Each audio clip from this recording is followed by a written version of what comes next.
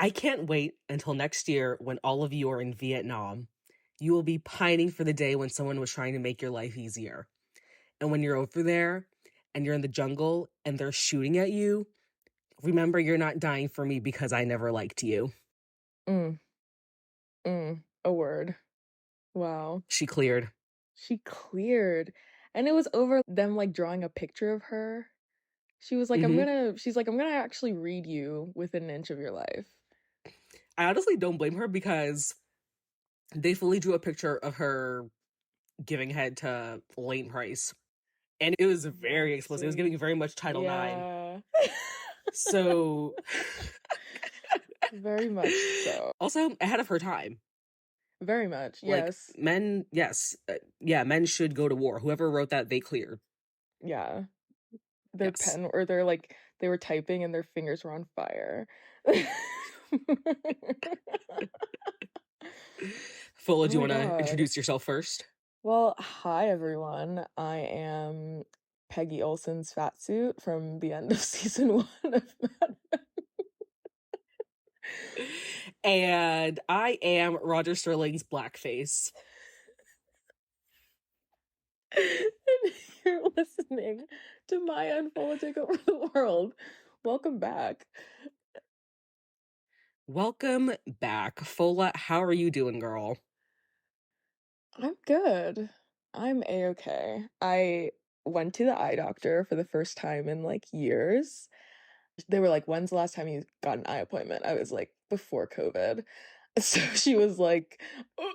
And yeah, they told me I need a little glasses prescription moment.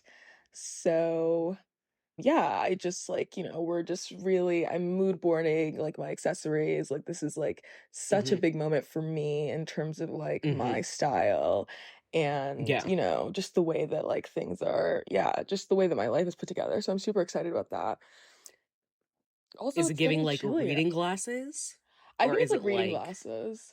okay, She okay, was like, you just need something to like sharpen your view. Cause I was like complaining about okay. like reading on my computer and like my iPad and how it's just like, it's not happening.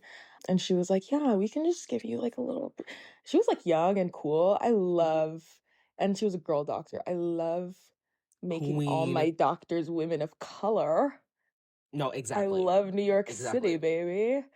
Why would Um, I see anyone else? exactly. Like, I'm like, yeah, set an appointment. I think I made this appointment in like June, and I was like, yeah, I'll wait till September I mean, you already waited, what, 3 years? for a What's girly what's three pop. more months, right? Exactly. She's like, when did you start noticing this vision stuff? I was like, I don't know, a couple months ago. Well, She was like, could get be it worse. together. I'm really Also, excited for your glasses era. me too. I'm so excited. I'm like Yeah, I thinking can see you like, with like a big, oversized, like cunty magazine mhm, editor. I right. wear the fuck out of a suit. Like I can already see it.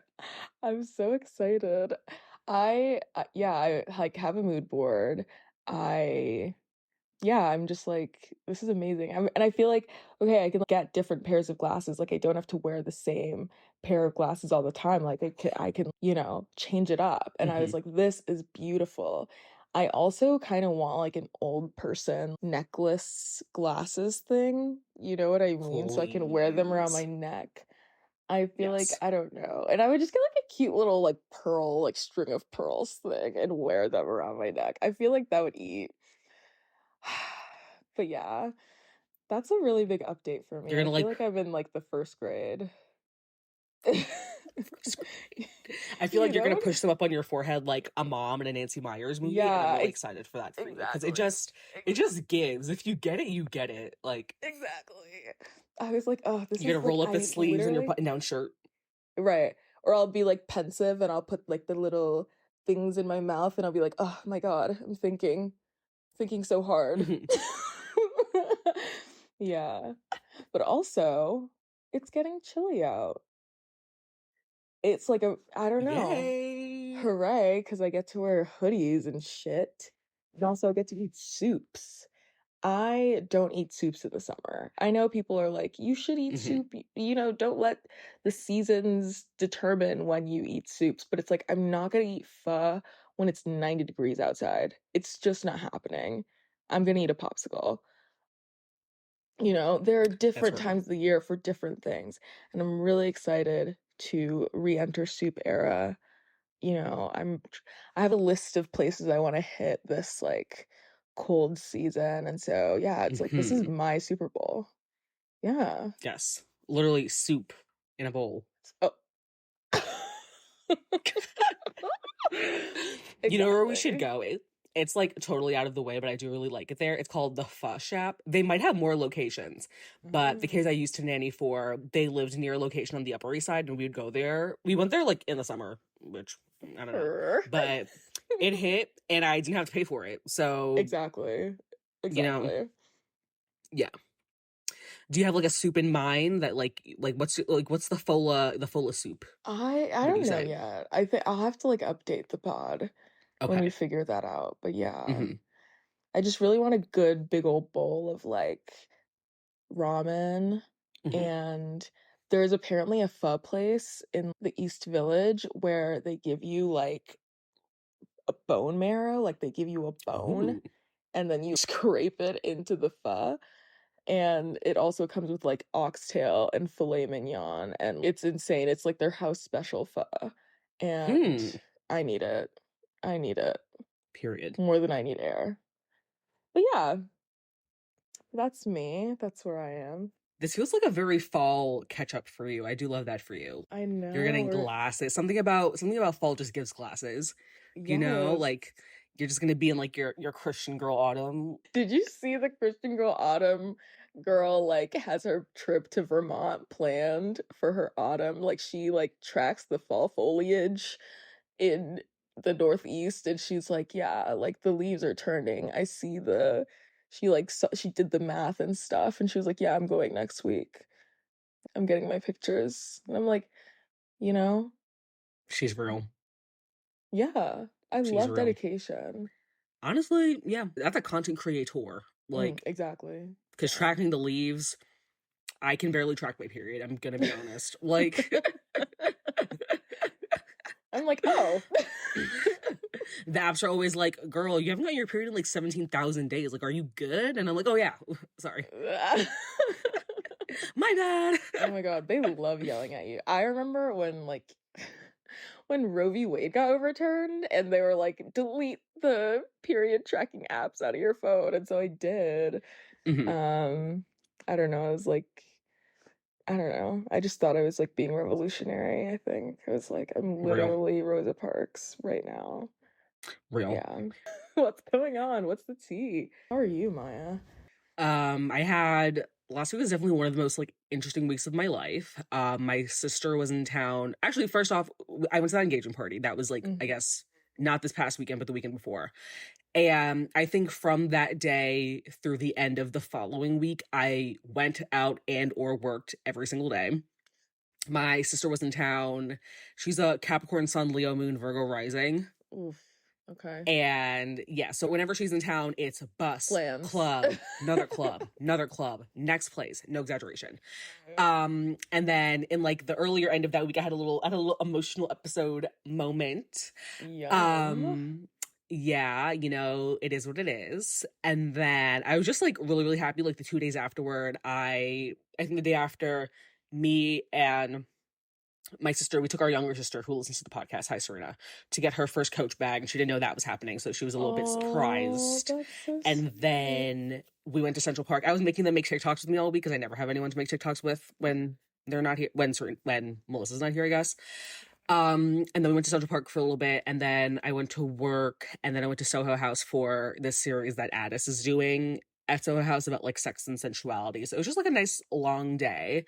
And then the day Yeah. after that, I rounded up all the girlies to go to the Mixed Feelings party, and it's like Mixed Feelings is like a publication. I think it's affiliated with Condé Nast in like some way. I think one of the co-founders might work at Condé Nast or something like that. Oh, interesting. And it's about just like it's like about like relationships and like emotional intelligence and like just really like I don't want to say deep, but it's very much like a feelings, Oh, fuck. publication. They had their launch party in Clinton Hill ish. I think it was Clinton Hill, or maybe like Bed-Stuy, whatever.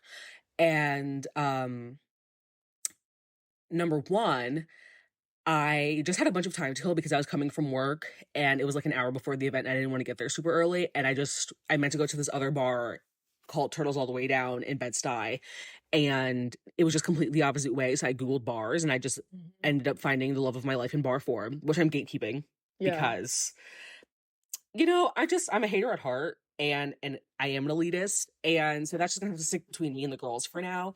But definitely the love of my life in bar form. I will be back there sometime this week. I think I'm gonna like do a drink and writing moment on my Carrie Bradshaw. Yes. I need to go on a date there at some point in my life. So we'll figure that out.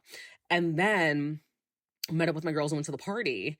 And it just happened when we got to the party, the girl behind us in line is this girl, Elijah, who is my best friend's coworker, who I'm also friends with, her friend from college. And I had figured out the day before that she followed me on TikTok, and I followed her back and I was like, girl, do you know such and such? And she was like, yes. And you know such and such? And I was like, yes.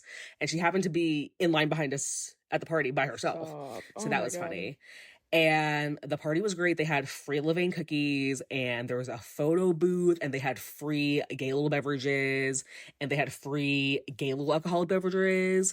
And I bought a cute little keychain thing and there was a little like build your own bracelet table that they Cute. sponsored from like a jewelry company and it was free. And while we were in line for the jewelry, someone came up to me and recognized me from TikTok.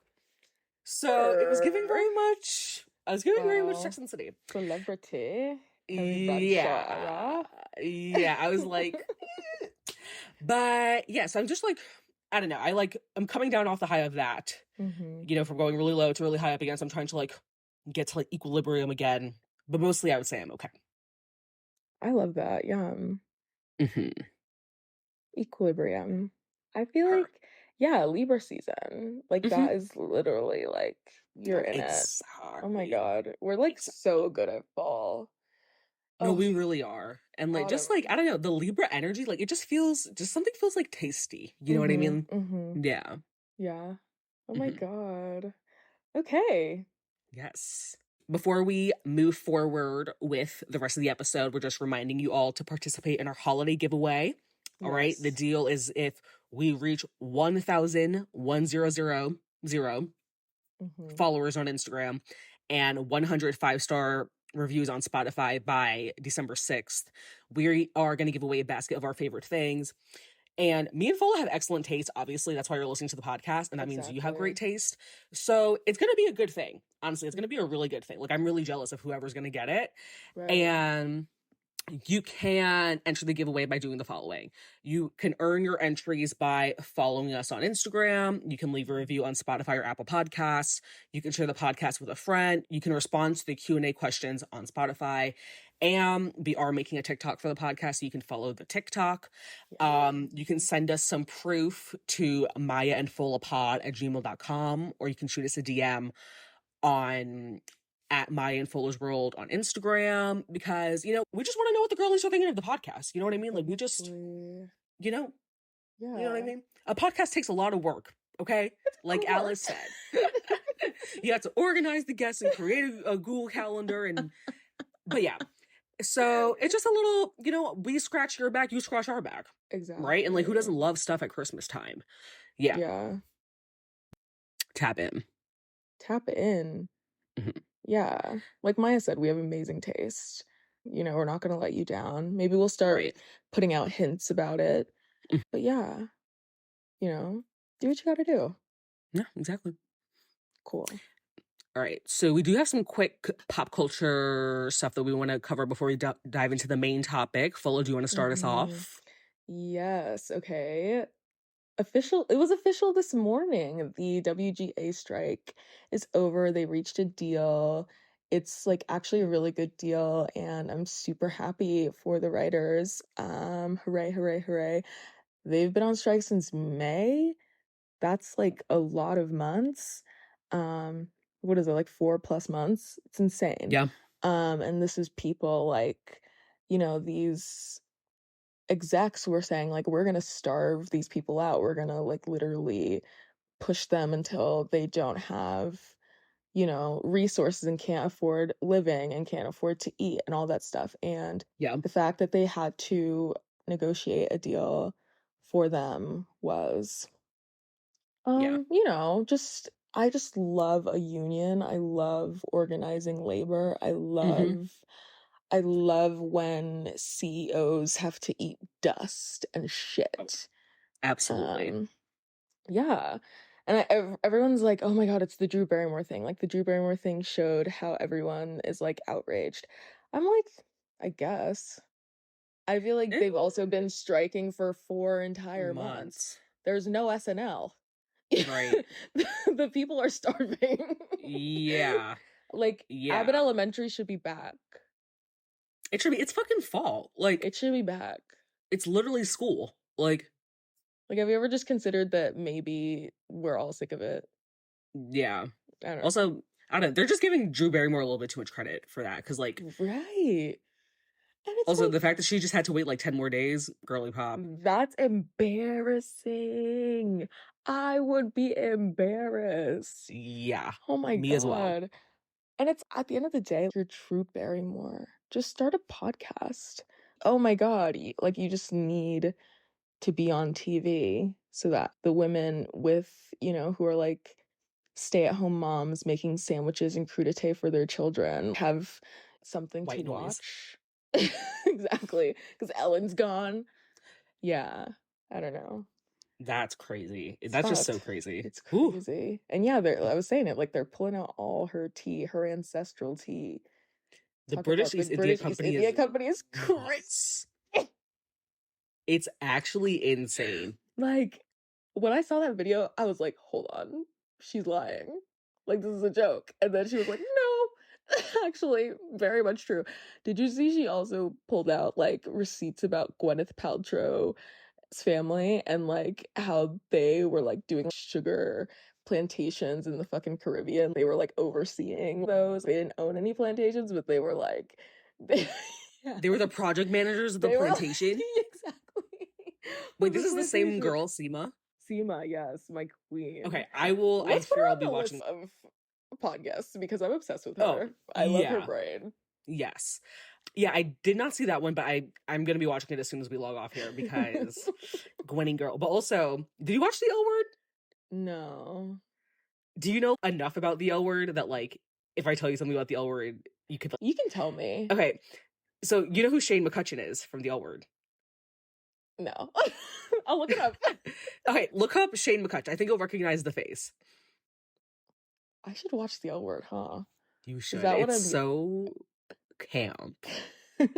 Okay, I'm looking at her. Or yeah. Okay. So the actress that plays her is like second cousins with Gwyneth Paltrow, which means that her family also has slavery ties now. So Whoa. Shane, baby, and Shane is essentially the Pete Davidson of the L cinematic universe, except like somehow worse than Pete Davidson. Oh my You know what I mean? God. Just like the bar for partners is not very high, but just she's like putting up like Wilt Chamberlain numbers in Los Angeles in like the early 2000s. But yeah, she's little Gwenny's cousin, and Oh my I want to know what she God. has to say about the fact that their family used to be the project managers on the plantations. So, Right. No, Gwyneth Paltrow has kind of a big family. I don't know if you saw the WeWork documentary, but like the guy who runs WeWork, his wife, who's like terrifying, who Anne Hathaway played, that's mhm. Gwyneth Paltrow's cousin too. Really? Yeah. Also, that's crazy because up until like 7 or 8 years ago, I didn't know white people had cousins. Uh, Like I mean, they don't act like it. they don't. They're very much a nuclear family race, I guess. I don't know. Yeah, death to the nuclear family, bro. It's Mhm, not fun or good or cool. Everyone, we should all be cousins, okay? mhm. Yes. That's all I have to say. Okay. But yeah, shout out to WGA. Shout out to SAG, Fran Drescher. We know you're about to give the girls a deal. Oh yeah. Um, you know, don't disappoint us. Love ya. Mhm. Queenie. Okay. Next, the news that hit like the white heterosexual streets, Taylor Swift and Travis Kelce. Fola, I'm trying to think of like the black equivalent of this. What would you say that is? Because I'm not like really gagged, but like I understand why the white girlies are gagged.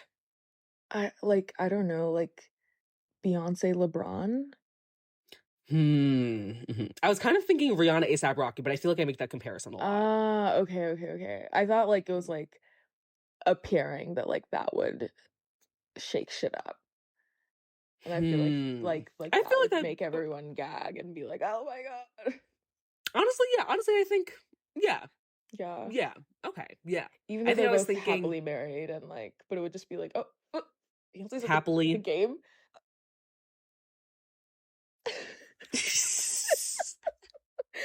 According to them. Chill. Anyway. Anyway, um, but yeah, that like had white heterosexual Twitter or life, I guess, just in a you know, tizzy. the streets went up. Like I'm surprised they weren't rioting and shit, honestly. But Yeah. you know, I like him a lot better than Maddie Healy. Yeah. Um, you know, I don't really know that much about him except that he was dating that black girl, Kayla Nicole. I think he like historically had been dating black women. And most recently he was dating Kayla Nicole. And apparently they were splitting things 50-50. Yeah. And Yeah. allegedly he was putting her That's what stuff I on Afterpay. heard. That's what? On Afterpay? Yeah. Not fucking up her credit. But also maybe it was a like, Twitter rumor. But I Maybe. know he's thinking, God, I know he's like kissing the ground. The Oh fact that my he's with God, a big yeah. stepper now. Right. So and that he can be baby girl and he can get taken care of. Yeah. She like holds him by the waist like Zendaya. He carries her purse. I will say though, that video of that like chubby white guy, I think his name was Juice, and he was like, it was like 2 weeks ago. The video was like Travis Kelce when he slid on Taylor Swift, and it was basically him pretending that he was Travis Kelce rizzing up Taylor Swift. That shit had me screaming. I think I watched it like 4 times a day because it was just so good. Yeah, I think I saw it like trending on Twitter and like I do have a few friends who are Swifties, unfortunately, but Mhm. like sorry. Um, but yeah, I was like, "Oh, what's the big deal?" And then they were like, "Taylor Swift is dating someone who doesn't look like a TB patient Oop, from 1812." not a TB patient. Yeah, and I was like, "Oh, that makes sense, I guess. I get it." Mhm. Yeah, good for them. I mean, I love Mhm. drama. I'm happy for the fact that there's going to be like Swifty NFL drama in the coming Yes, months. yeah, I thought and his team won the Super Bowl last year. Like I don't know, right, she kind of ate that. right. Hmm. I saw a tweet and it was like a Swifty breakdown for like how to understand football. Like it was like they take each team gets 4 downs to move the ball 10 yards and they get to and they get to and I was like, honestly, this is such a good rundown. No, So love honestly, it. I feel like NFL is just having. We'll circle back at the end about this because I want to talk about it more. That NFL is just kind of having a moment right It's now for having a people moment. for the girlies. We'll dive into it more Yeah. later, I but think it's like strike stuff, like the residuals hmm, of the strike. Like people are like, shit, we don't have anything to watch. right, Let's watch fucking football. right, Yeah. Speaking of Super Bowl, Usher is before we got the Super Bowl. And iconic. I think I saw a lot of doubters, like people being like, oh my God, how can Usher perform at the Super Bowl? I can't name 5 Usher songs. And I'm like, you can't. You can't. Yeah, And that that's has a like a you skill issue. problem. Because how, like, what do you mean? Yeah, And I like just what? know that like I'll be sad, I'll be singing at the top of my lungs. I love, I mean, it's like Usher is just like ubiquitous, you know, and he's just Hmm. so good at what he does. Like a lot, you know how the people want to make that one man king of pop and you know the one who does backflips and Simone Biles fucking vault jumps and shit, and they're like, he's The the crackhead. king of pop. He's Michael Jordan, Michael Jackson. Blah, blah, blah, blah. They are giving him the things that they should have been giving Usher Mm-hmm. for decades. Yeah. Yeah. But that's all I gotta say. Yeah. Also, not everyone can have a Vegas residency. Oh, So to go from right. a Vegas residency, because like Usher is obviously talented, like there's no debating that, but Vegas residency, getting involved in Keke Palmer's baby daddy drama to Super Bowl, Right. It's it's kind of on the gorgeous. come up. I kind of love it for him. Yeah. Mhm. Shout out to Usher. Usher, Yes. baby. Did you see him on that like outfits of whatever, like TikTok, and he dressed like a ladybug? Oh Like my it God, no. literally, he was just wearing like this big red jacket with black spots, and everyone was like, this ladybug ass fit. I was Please, like, no, I gotta chill. see that. You gotta send it to me when we're done. I'll send it, yeah. Yes. Okay. What's next? Mayaandfolapod in Houston, the ultimate power up, like team up. Like I felt like I was watching Power Rangers when they No, like exactly. join the things together and they become Hmm. like a big monster, Hmm. like that. Like I don't have I words. think I think this is the closest thing in adulthood that I will experience akin to That's So Sweet Life of Hannah I was Montana. gonna I was gonna say that's a sweet life of Hannah Montana because they tried to redo it. They tried to do Wizards on Deck with Waverly Place. No, it's not, or whatever. it Yeah, it did Wizards not on Deck with eat. Hannah Montana, but that's a sweet life of Hannah Montana. 3 episodes. Ugh, and they were just flowing into each other effortlessly. No, No. that was television. That was television. We used to be a Yeah. country. Mm-hmm. Yeah. Oh my Mm-hmm. God. I want to rewatch those episodes. But anyway, yeah, it was so good. Too good. I Beyonce cried. in Houston. Like there was actually so much, like of course Meg Yonsei, like Megan being performing Savage because they haven't performed Savage Mhm. together ever because it came Yeah. out like what, May of 2020, like Right. pandemic era. And like I don't know, it was just amazing to see her and to see like Megan on stage and like being happy and being celebrated and just like being, I don't know, just black womening, and Mm-hmm. me being in love with the two of them. No, Um, exactly. And the fact that they love each other, like just right. I want them to top me. real. Real. Like both Beyonce and Megan. I feel like they could kill me and I'd be like, thank you. Yeah. They would be doing me so many favors, actually. And also like Beyonce being like, Blue, look at my town. Like this is where I came from. This is all for you. Da, da, da, da, da. I was like, oh my God, if I could No, like cry. If the Prozac wasn't sucking the tears out of my ducts, I'd be weeping. Okay. But yeah, I just Beyonce. She's just that girl. Also, she's if I was Megan everything. Thee Stallion, I definitely would have dropped out of Global Citizen Fest for that too. Like Absolutely. The who? The what? The I 2 nights of Beyonce? right. Honestly, I would do a lot less for less. So yeah, I don't know what to tell you. You know what I mean? I'm an Aries moon. I can very easily be swayed by my own desires. Like, Exactly. mhm, Yeah, we won. It's like when they, make the tour DVD or whatever, like that's clearly going to be a section of it. mhm, And, Beyonce in her fucking cowboy hat. I love her. And like, yeah, we can talk about it later at the end because mhm, this is one of my um parts of my weekly brief. But yeah, mhm. I just every episode we bring up Beyonce and I'm like, well, I love her I mean, she is like our too president, much. basically. So she's the leader of the Yeah, Mayaandfolapod Nation. So she exactly. doesn't know it yet, but She she doesn't is. know, Yeah. but yeah, Mhm. It was just too good. Yeah, I was so emotional. I was like, Megan, it's really my girl. I And love like, her. I just don't understand people who. I especially don't understand people who don't like Megan Thee Stallion because I heard her rhyme the word onomatopoeia on a freestyle like 4 years ago, and that's when I knew that she was up next. Like, I really don't know what to tell you guys. I really can you guys even spell onomatopoeia? Like, quickly. yeah. And don't think about it too hard. Yeah.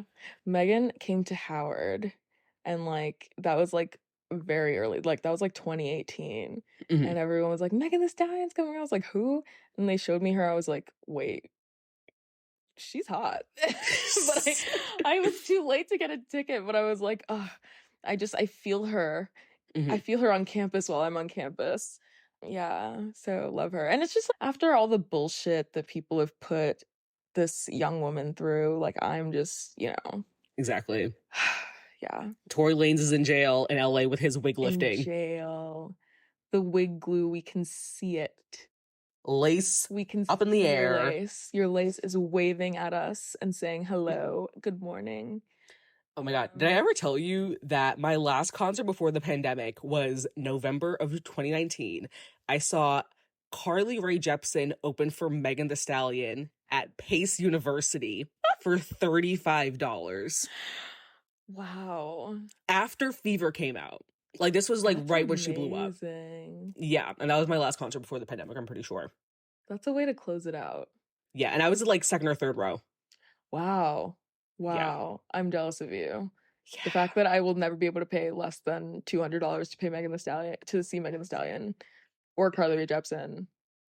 Devastating. I want a fear. You did. But yeah. Tory Lanez having to like mix up like gum and like, shoe polish in the commissary to get his wig to stay in place, but it's still moving out of the way, still shifting, still doing a little dance on your head. I have to laugh. I love to see men suffer. Oh yeah. Speaking of men suffering. I was gonna say that's a beautiful. Speaking of men suffering, y'all know we had to talk about fucking boy math. Boo. Tomato. Boo. I'm not even throwing tomatoes. I'm throwing the cans. Yes. Oh my God. I just have I have so many grievances. Number one, can women have fucking anything? No. Just the least original motherfuckers on the planet. Boy math, boy dinner, city boys up. Right. I told you about Brolentines back in February, right? Yeah. This group of guys got together for Valentine's Day dinner, but instead of calling it Galentine's, they're calling it Brolentines. I don't know. I don't know. I start to understand Christian Walker a little bit more every single day. Bring our men back. Because it's just like, okay, so semi-tangent, I'm not going to get too far winded because we actually do have a full episode topic. But when people online are like, oh, like you guys are being homophobic and misogynistic towards men because you're calling them sassy and you're making fun of them for doing feminine things. I'm not making fun of men for doing feminine things because I don't think men should be doing feminine things. I personally am making fun of them because they literally invented the patriarchy and homophobia. Right. And they're like, I hate women, I hate gay people, blah, blah, blah, blah, blah, blah, blah. But then they're like, it's giving, they're stealing all our slang. They're drinking espresso martinis. Exactly. They're way too into fashion. And it's like, it's giving very much white people wearing box braids. That's what it's giving. Right. They like built like, the you cage. Can't be... And they locked it, and they were like, oh my God, I'm stuck in this cage. I can't believe I'm in this cage. Because how are you going to be misogynistic and homophobic, but then also be copying things that women and gay people do? Exactly. It's what's not clicking. And I loved seeing the girls unload the clip on Twitter. I don't have a public Twitter anymore, so I'm just going to give you guys some of what I think is boy math. So number one, when they completely destroy your relationship because they didn't want to have a simple conversation with you regarding their feelings, arguing about $200 dates when they don't have $200 of disposable income, over promising and under delivering when it's time to actually rise to the occasion, having an exaggerated understanding of their own intelligence or skill set, lacking critical thinking or emotional intelligence, but being well versed in all of their stupid ass hobbies like building computers and playing video games and shit. I was gonna say Call of Duty. Trying to heal your mother wound through unsuspecting women. Like literal random hinge shorties. Forex. Oh my god, Forex. That was an era. And last but not least, circling back to what I was just saying, picking and choosing what parts of the patriarchy they want to do with and which parts they want to keep. Because y'all cannot want to be leaders of the house, have women submit to you, but y'all also want to go 50-50 on bills. Exactly. Asking women what they bring to the table. My lip gloss. Can't even build a fucking table. Like, exactly. Oh, and also, this is like very specific to New York men. Number one, thinking that all of them can be creative directors, rappers, streetwear brand owners, photographers, and content creators. We need garbage men. No, literally, who is going to drive the train? I'm sorry. And also, girlies, if you're listening to this, that man who is doing fit checks of his outfits in Soho is not going to provide for you. The man in the Amy Leon Dore cap, not going to provide for you. Let's get that out of the way. He's so serious. He's in credit card debt for that outfit that he's wearing a tote bag. There's no wallet in there. I need you to understand that. There's only a hydro flask and a lip gloss, a lip balm. It's mad fucking flat. He has the bomb.com in there. Like, he's not... Not the fucking glossy. Also, another piece of New York boy math is that they make fun of girls for liking astrology, but they're fans of the Knicks, and the Knicks have not won a championship since before the laser printer was invented. So, because at least the stars are real. At least the planets and shit are real. Exactly. All right? The NBA championship is fake, and they can't even obtain that. So I think we should talk about that. Also, guys will literally work on Wall Street and be like, ew, astrology.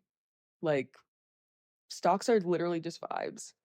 Literally. If all the rich people are like, that kind of sucks, then the economy fucking tanks. So, I don't know. I like the stars. I like the planets. They're fun. Celestial bodies. You know? Also, the fact that astrology is like been not even proven to be true necessarily, but the fact that astrology is just present in so many other cultures and they all kind of agree on the same things. I don't know. It's when you look at the material, it's right there. Right.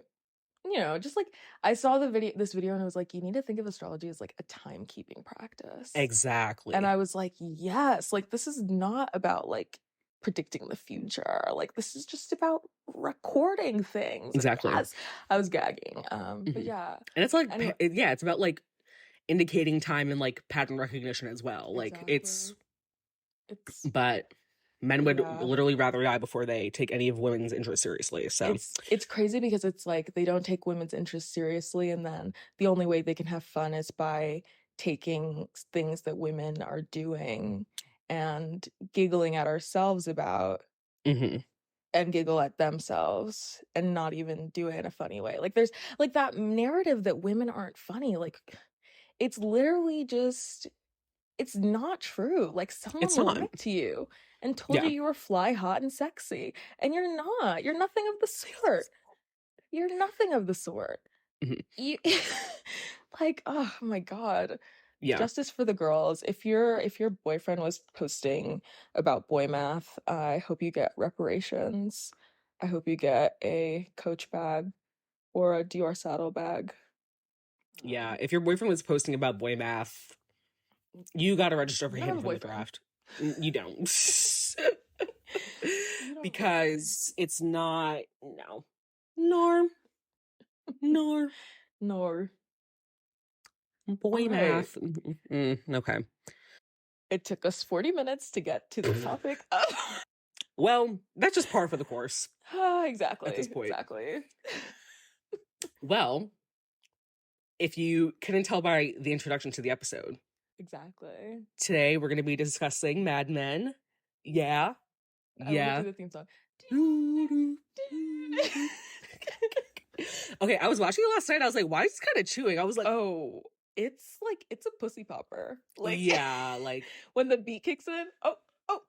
No, I really be Scarlett Johansson and Meryl Streep. I'm just like, oh my God. Yeah. What? Like, it's, I don't know, Mad Men is just the girl, like, I feel like she doesn't get the appreciation she deserves, and, like, Mhm. we are here to do that. Yeah.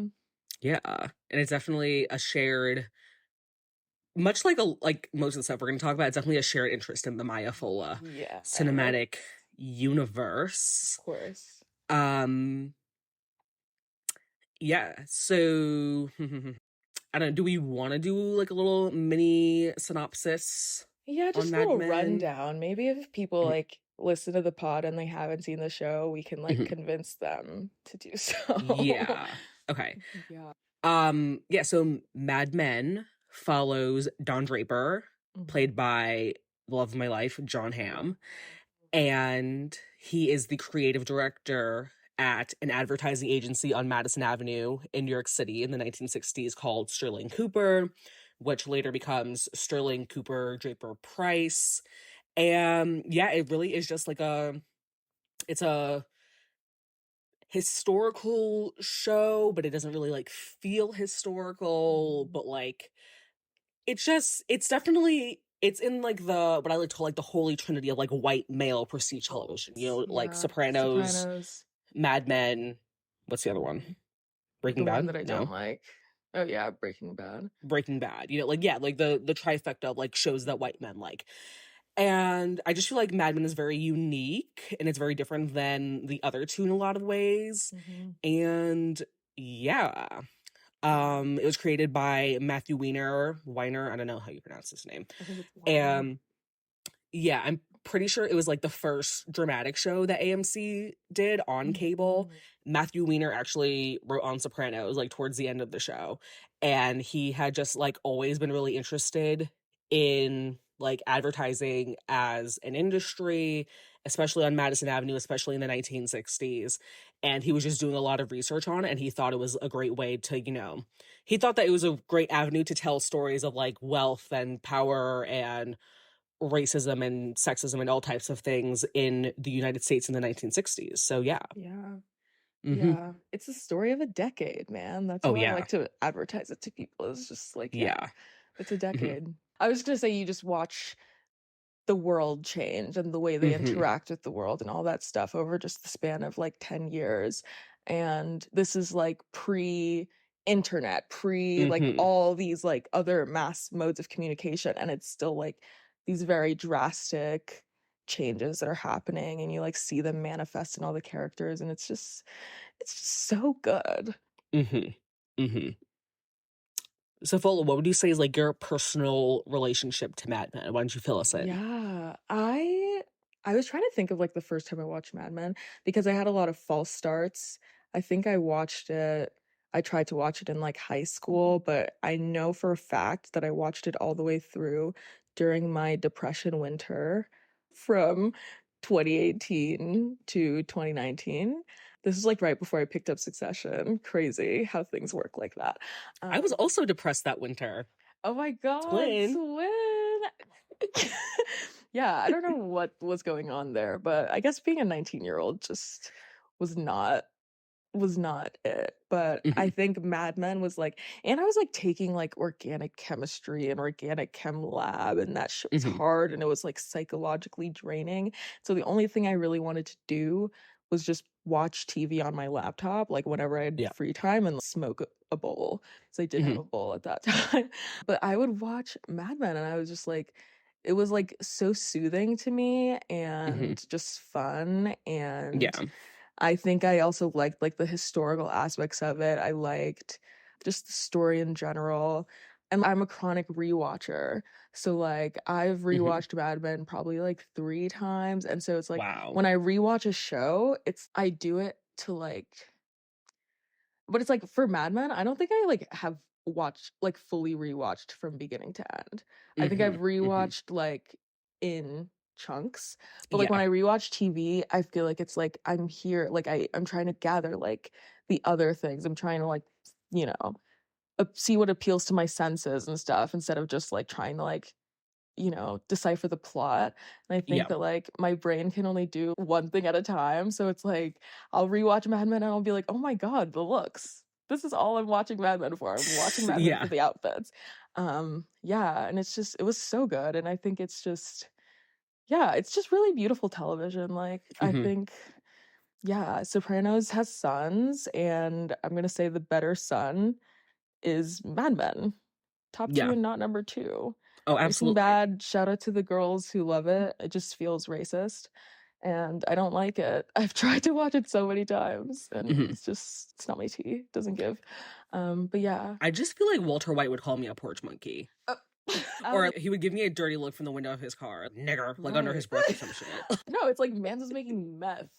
You think that you like Yeah. black people? That is No. not a progressive drug. If he like was a drug dealer, I'd be like, yeah, I can rock Yeah. with Breaking Bad, If he was doing like K, like Special K, I'd be like, oh, Hmm. okay, okay. I see Right. it. Hmm. Meth? Crystal? Sorry, babes. It's not for me. Mm-mm. It's not for me. But yeah, Mm-mm. also like thinking about how Mad Men is like a direct descendant of The Sopranos, like, Oh yeah. Breaking Bad's like, a third cousin twice removed. Like, we've got like people from The Sopranos now making Mad Men, and there's something beautiful there. Mhm. Which I love. It's very much like Diana Ross and Tracy Ellis Ross, I think. Yes, yes, yes, yes, Hmm. Yeah. yes, yes. Hmm. Yes. Okay. What about you, Maya? Yeah. So I always say that like my TV career, like as a more serious TV enjoyer, started when I was a freshman in high school. And I started Mad Men actually my sophomore year of high school. I think up until this point, I had binge watched and like was obsessed with like How I Met Your Mother, American Horror Story. Just like it was right at the time when I got access to like streaming. And I remember I was just in the mood to watch another show, and I had been seeing Mad Men pop up on the Netflix homepage, but no one else that I knew was really watching it. And then I just decided to tap in. And I think similarly to you that it was just something really like fun but also soothing about it, and something that's very comforting. And I think, it being a historical piece, I think that there's a very fine line between a historical piece being like cheesy and being inviting. And I think Mad Men is very much the latter. Like it really does feel like you are in the agency with them, and it doesn't feel like you're like just walking around a museum or like you're watching like a Civil War reenactment or some shit. Yeah. Yes, I started it my sophomore year. I didn't realize that it was about, or I think it might have been, I think what might have prompted me to watch it was that it was about to end that year, like series finale type B. And I vividly remember being in my basement, like trying to catch up while making my Sweet 16, like party favors or whatever on the floor. And yeah, it just felt like it just was just such a good, like capital G grown up show. Yeah. And it just the feel of the show is just so unique, and like, it almost feels like theater in a way because it's so character driven rather than plot driven. And like it's not like Sopranos where like somebody's getting killed, somebody's selling drugs, they're gonna have a shootout, blah blah blah blah blah. And I think just the very nature of it just makes it inherently discerning, and you're either a Mad Men girl or you're not, Exactly. you know. Yeah. Shout out to all the Mad Men girlies. All my TV friends are Mad Men girls, and that's why I think it's like, oh, taste? Yeah. Yeah. Yeah, I think it's severely underrated, and honestly, I kind of wish that Stan Twitter had been around when Mad Men was on the air, because like Succession Stan Twitter was so fun. I know Mad Mad Men Men Stan Twitter would have been insane. would have ate. Oh my god. It would have chewed. Yeah. Mhm. And then also it's like semi unrelated, but maybe related subconsciously. But that was my sophomore year. Up until like my senior year of high school, I thought that I was gonna like go to law school and become a lawyer and stuff, which still up in the air, honestly. Taking college marketing my senior year, and I like fell in love with it right away. And then I was like, oh, this is basically what they're doing on Mad Men, you know? But the love definitely did come from the admiration, and like the fascination I had with marketing was definitely about the class and like learning about it. And then I kind of just made the Mad Men connection later. Yeah. And also, in preparing for this episode, I read this New York Times piece that was called Mad Men and Its Love Affair with the 60s Pop Culture. And it helped me really put into perspective just how much older media Mad Men introduced me to. My parents are immigrants. They didn't move here until like the early to mid 80s, I would say. So I have a lot of like cultural gaps up until then. And yeah, it just introduced me to a lot of stuff that I don't think I would have ever learned about otherwise, like Frank O'Hara, Meditations of an Emergency, because Don mails that book to Rachel Menken, I'm pretty sure, in season 1, and I bought it, and it's, I think, one of my favorite pieces of poetry. And also Mark Rothko, because Burt Cooper had the Mark Rothko painting in his office, and they were all sneaking into his office to see the painting and stuff. Yeah. And yes, I don't know, it just has a special place in my heart. I always tell people it is my number one favorite show. It really is just like, if you get it, you get it type thing. You know, it's not for everyone, and I think that's okay. And I'm also elitist, so I don't think everyone should have the same interest anyway. So Yeah. And not everyone has like the range. no, exactly. Yeah, I think I also just like learning about like white people things. Mad Men was like very helpful because there are things Mhm. about, it's just like my parents are also not from here. They moved to America in the 90s. So Mhm. there's just like things about like, also like culture that I'm just like, what the fuck are they talking about? And Mad Yeah. Men, it gives me like kind of a basis for that. I'm like, oh, Mhm. okay. Like how okay, on Mad Men, like they did not like really have cousins and shit. Like, you know Yeah. what I mean? Um, yeah, like they didn't like it wasn't always like they were just running around each other's houses. Like it was like Mhm. it had to be like a very like formal like setup. And I don't Mhm. know, yeah. Yeah. Yeah. Also, like, on the topic of Mad Men and media, I was watching The Hobo Code yesterday, which is season 1, episode 8. Mhm. And there's a scene where I guess like Pete and Peggy, which I guess we'll get into eventually, but that was certainly a pairing. Pete and Peggy were having like their little like will they won't they moment, I guess. And then they Mhm. all went dancing. And then they were at like the, I don't know, the sock hop or whatever the fuck it's called. And the twist came on, and they literally went up like a bunch of white people at a frat party hearing Finito by Chief Keef. Okay, so Mo Bamba. Yeah, I was like, there's no way the streets are going up like this over fucking the twist. I was like, don't piss me off. But I remember watching it yesterday, and I was like, this is all right. You know, I don't know. Yeah. Mhm. Oh my God. Yeah, like her doing the twist and like looking him dead in the eyes was like literally like her like the equivalent today of like Sexy Red or like Ice Spice like doing the hand on the pussy like move. like, like it was like oh my gosh, she was like I'm seductive baby in my fucking No. triangle bra and my like 6 layers of whatever the You fuck know, her calf in length my skirt. petticoat. Bro, remember in the first episode when Pete met her and he was like, what are you? She was like, oh, he was like, oh, where are you from? She was like, Brooklyn. And he was like, oh, are you like Amish or something? Why do you chew her up like that? No, like, And like I think we always talk about the fuck ass bob, but like we need to get into the fuck ass ponytail because that shit I like maybe we'll come up with like a different name for it, but that fucking ponytail and with the slight bang, I hated it. I'm I gonna say hated it, it. Peggy Olson. I'm a Peggy Olsen hater. I'm sorry. I'm a Peggy Olsen hater. She just doesn't sit right with my spirit. In the same way that Julia Garner doesn't sit right with my spirit.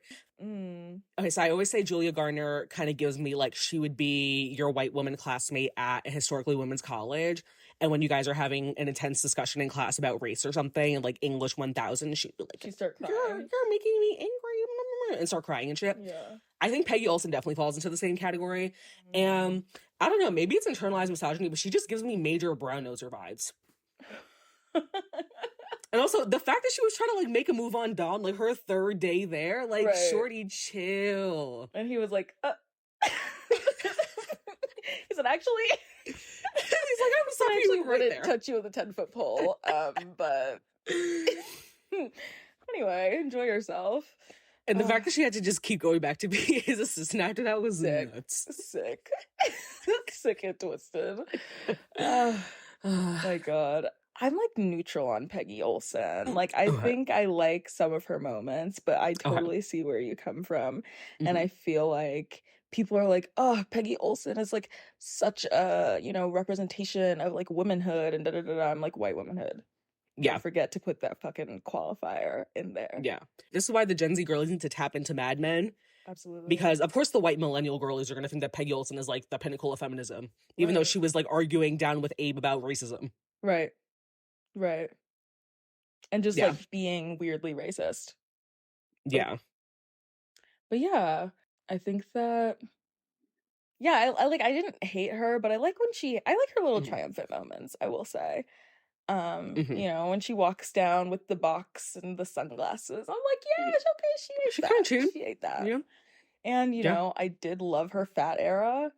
It's probably my favorite thing that has ever happened on Mad Men. Also, like the way that they are like talking to her as she's gaining this weight, like they are like they're like they're like, oh, like you got too comfortable at your job. Now you're fucking like it's like they like he was like they slim up for like job interviews and then now that the like checks are coming in, they fucking just like they let themselves go. Whole time she was pregnant Okay. with Okay, I child. will say, so I think I've told you this, but like my high school English teacher and history teacher, my freshman year, they were like besties because I think one of them like coached the other or something or whatever. And they Mhm, both separately spoiled Sopranos for me by accident. I don't think they realized they were doing it. But like the ending. mhm. And so the Peggy being pregnant reveal was one of the first times I was truly like gagged by a TV show. Because I'm like 15 or 16 years old. I'm coming home, I'm taking off my plaid skirt. I'm wearing a polo on top and spandex shorts on the bottom in my basement, watching Mad Men. And I'm like, I'm sitting here folding up my Sweet 16 invitation. I'm like, am I bugging her? Is this bitch gaining weight? Or is it just me? Like I don't know. You know what I mean? And Right. then it gets revealed that she was pregnant the whole time, and I was like, damn. And also with Pete's baby, Mm. I would have given that nigga up too. I'm sorry. Where is that little monster? Probably like in the Senate or some shit. Probably like Honestly, he running for probably grew up to executive be a serial president. killer. Yeah. He probably was a I mean, serial those killer. ones they still join like the Senate. True. They still make it True. like pretty high up into politics. Yeah.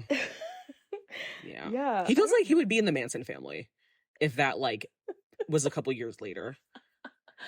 Did they ever mention like the Your mom Manson is Peggy family? Olsen and your dad is Pete Dykeman Campbell, the nigga that threw a turkey out of the window.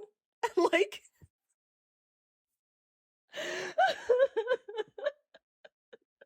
Like, please be serious. Yeah, no, I would have like, given him away too. Unfortunately. I would not have brought him to term, but I also know my sister was in denial and it was a different time. Right. So, It was like imagine like mhm. you just cough and like a baby slides out of you. Like what? And then Like you're she telling was me like, it, you didn't think anything at all. right. You didn't Anyway, notice your period was missing for a little bit. you know they were not teaching the girls sex education. And she was Catholic. Yeah. Yeah. And they Yeah. were like, "Oh my God, you got a job? Here, go to the OBGYN and get a birth control prescription." Yeah, because Like, what happened to the birth control? what Like, happened to the birth control pill? why did That's they a show fucking that scene plot if like hole. definitely a plot hole. And then the fact that she like had a mental breakdown for 2 weeks, real. I don't know. So She was kind of real for that. real. Yeah. I've never known a real. I'm just kidding. Yeah. Okay. Let's jump in. I mean, further than we've Yeah. already like been jumping. I guess Yes. do you want to do like favorite characters, I guess, or like people that we hate? People that I hate. I did already say Peggy. I would say most of them I am just indifferent about, to be quite honest. Oh, Glenn. I literally wrote a paragraph about Glenn. I fucking Glenn hate Bishop. Glenn. No, he's just so unnecessary. Just so Like, messy and weird. Another serial killer. imagine you like nepo baby your way into TV and you are the worst part of it. Your dad is writing you into scene. And he's literally writing you into television history, and it's He's bad. writing you suck Like, and everyone hates you. Crazy. He was yeah, so he was annoying. him asking Betty for a lock of her hair. Oh my God. And when she was in the bathroom and she was like, get out. And he's like, or like, what? Didn't they like kiss or something? That was so fucking weird. He And tried that to whole make a move on thing. her like 10 to 15 years later, after she moved to Rye or wherever they moved to. And then he was like, well, I actually am about to go off to Vietnam, so are you trying to smash or what? And it's like, bruh, your mom slapped her in the face at the grocery store. Like, let's maybe reevaluate. Reel it in. Also, you're literally going to Vietnam. Okay. Like, yeah, Vietnam. Like, are you kidding? He was like, I'm gonna go smash my neighbor from 15 years ago in another neighborhood. Are the prospects that bad? Also, wasn't like, he going oh to my boarding God. school or some shit? It was something. I don't know. I think Sally went to boarding school and he went to visit her. Ugh. Characters you hate? Characters I hate. Yeah, I was gearing up for Glenn. I want to say Betty's dad, Grandpa Gene. I know I hate that him I just didn't like him.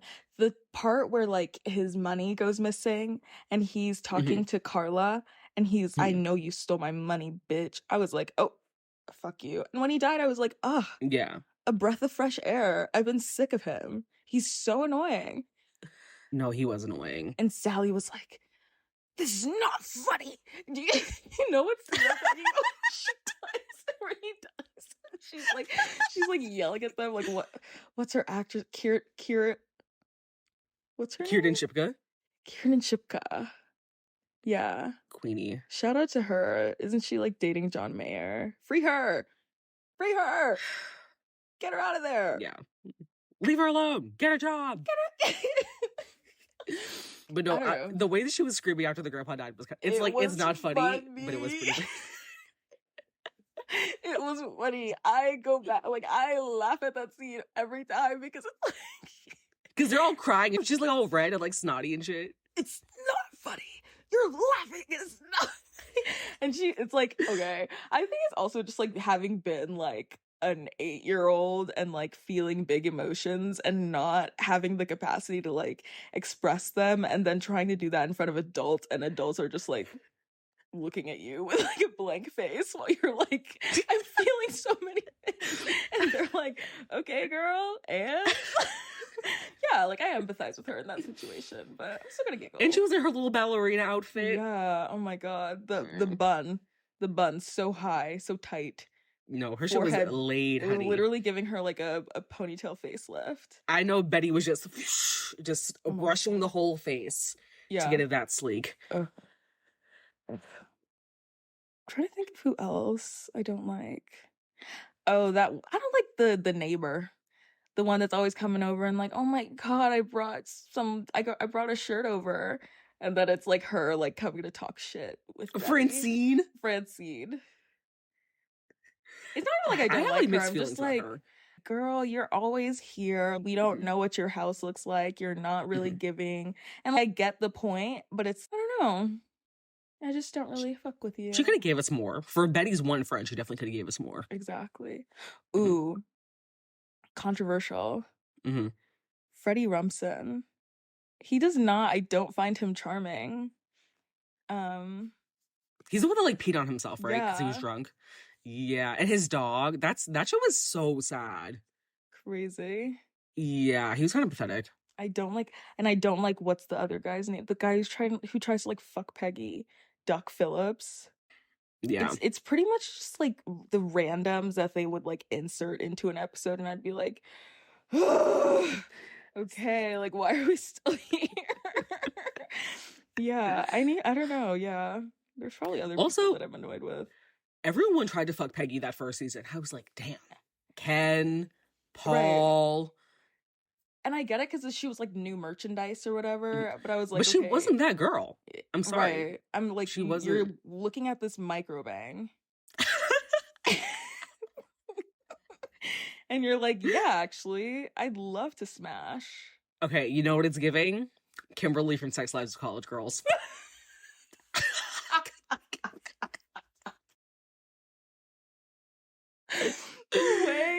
The way, oh my god, I would have died.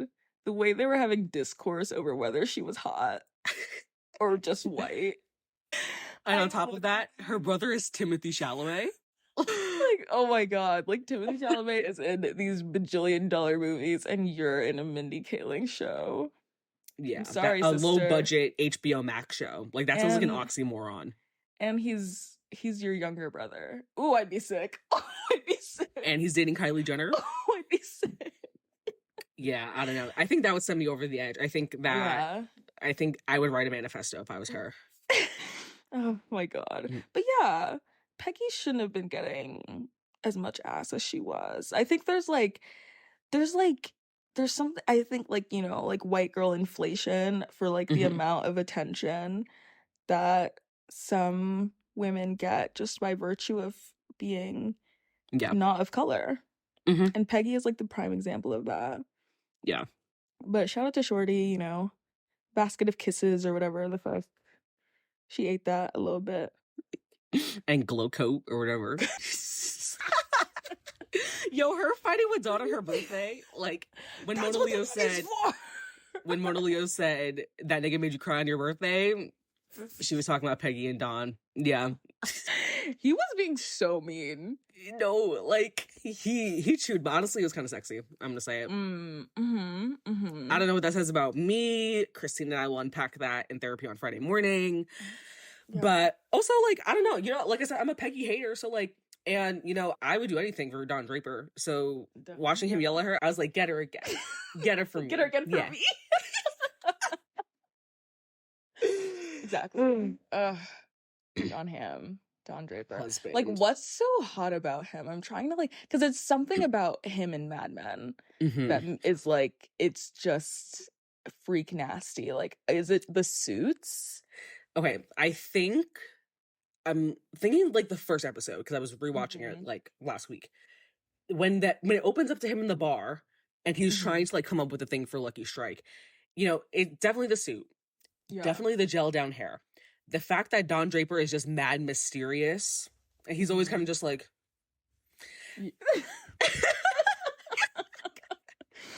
that was the look you did was really funny. Oh my God. He's mad mysterious. He's a hella smart and creative. And then just John Hamm he's that guy. Like I cannot think of somebody who is better suited for a role. Right. You know what I mean? Also, the way John Hamm would just walk around with like his dick print, like just like screaming. It'd be like, hello, I'm here. And I'd be like, hi, how are you? He was just so husband. Like, it just shout out to him for recently getting married. Best of luck to you and the missus. Well, okay, I will say the wife kind of lost because he is kind of in his flop era. Right. So, because if he got married at like peak Mad Men, I would be a little bit more upset. Absolutely. But the fact that he got married now, I'm like, okay. He's in Curb Your Enthusiasm? What is he even doing? It's like adopting a senior dog. End of life care. Yeah. Like, okay, honey, let me take you to your audition. Like, you know, when the dogs have like wheels for legs. Like, oh my God. No. I don't know if that was like ableist. I'm sorry to the dog. Sorry to the disabled community. The disabled. Yeah. But yeah, in the prime of Mad Men, that was just a specimen. Like, he was so hot, and just in Mad Men, yeah, it's like the confidence. He just walks into every room and everyone's like, oh my God. Exactly. And yeah, and it's just like also just finessing your entire life and just making a bunch of shit up, and everyone being like, well, there's no internet and no way that we can connect to each other and like reach out and find the truth about things. So I guess he's just telling the truth. He's literally Anna Delvey. He's literally Anna Delvey. Anna Delvey was watching Mad Men and she was like, hold on, pause. Let me write that down real quick. She opened up a Google Doc. She was like, She said, I got it. Hold on. Yeah. I wish John Hamm, I don't know, like, he did some random stuff after Mad Men. I thought he was good on Unbreakable Kimmy Schmidt. I thought that show was fun, and his character was fun. He was fun. I still think he should be Batman. Okay. I can see that. I can just see him in like a superhero movie, just being like weird and diabolical. Yeah. Did you watch Black Mirror, like that one episode that he's in? Oh, of course I did. White Christmas. He was weird in that one. I was like, oh. But I was also like, Mm. Yeah. Fola, what would you say is your Mad Men sun, moon, and rising? Okay. I want to say, oof. I think like my moon is Roger Sterling. Okay. Like, walk with me. He's Hmm. just he's just such a little bitch, and I love him. He's Like, so fucking zesty. he's he's so zesty, and it's just like you're like, I don't know, I just love his little style. I love his white hair. I love his little suits too. And he's just like, my father used to run this company, and everyone's like, okay, well, your dad's dead. So what? And I don't know. I love him. I just love how annoying he is. Um, Hmm. He would I love want the fuck out of an espresso martini. down. I feel like Imagine. he probably invented it, He like, probably back was like, then. hold on. Bring me the vodka. Bring me the vodka. Oh my god. This is Blankenship. I'm a Mrs. Blankenship son. I know. I want to say, I'm thinking very highly of myself. I want to say I'm a Megan Calvey pre-marrying Ooh. Don son. Uh-huh. You know, That's as a cunt. girly pop with like not the straightest teeth, but like I'm still beautiful and stuff. I really just like identified with her. I was like, Hmm. yeah, she's like not perfect, but she's still like so cunt Hmm. and beautiful, and like it's undeniable beauty. And Yeah. yeah, I just love that. I'm trying to think of who my rising is. I want to say Bert Cooper.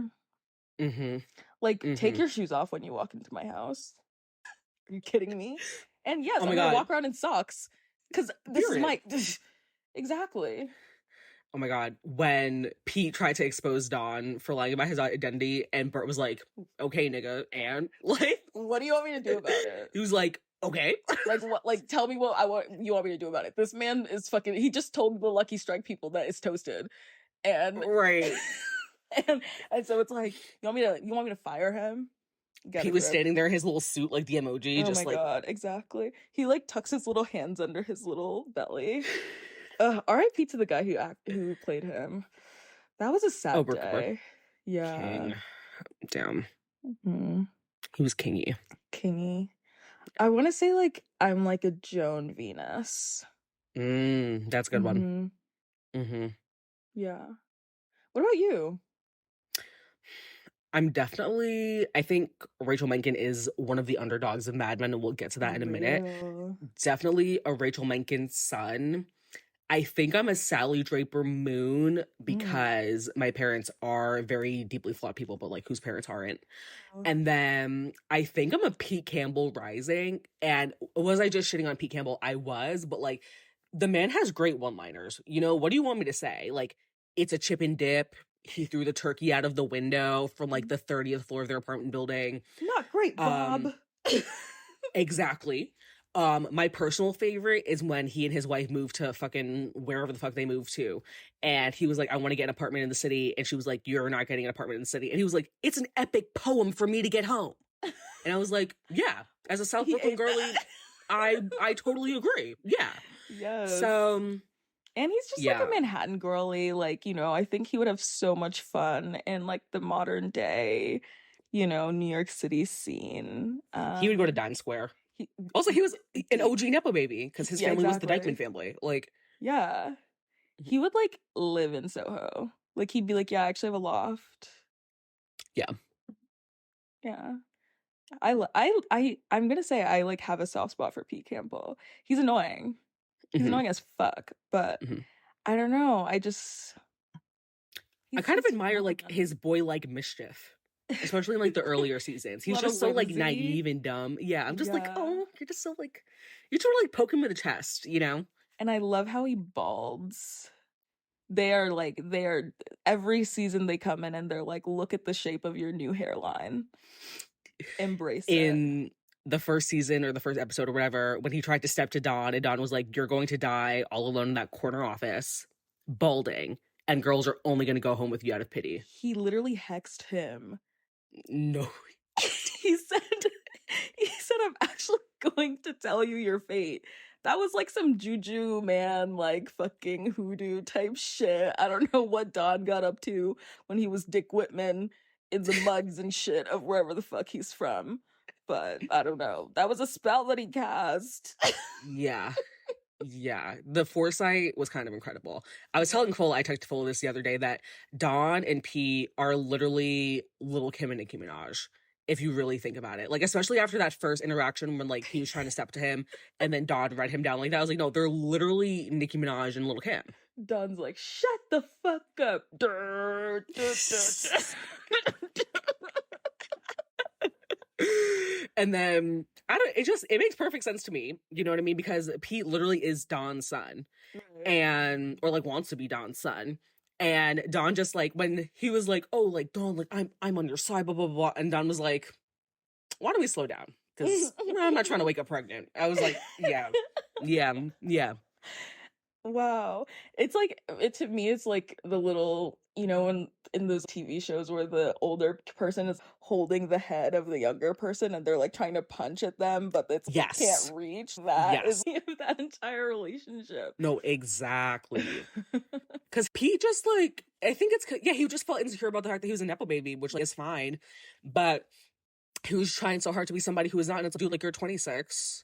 You look like you're about 14. Why don't you just, like, step back and, you know, just do what you got to do to be here. Right. You know what I mean? Like, nobody, like, okay, they hired you because, like, you're from the Dykeman family or whatever. Just, like, own that. Exactly. You know? Go pick up the tab at lunch.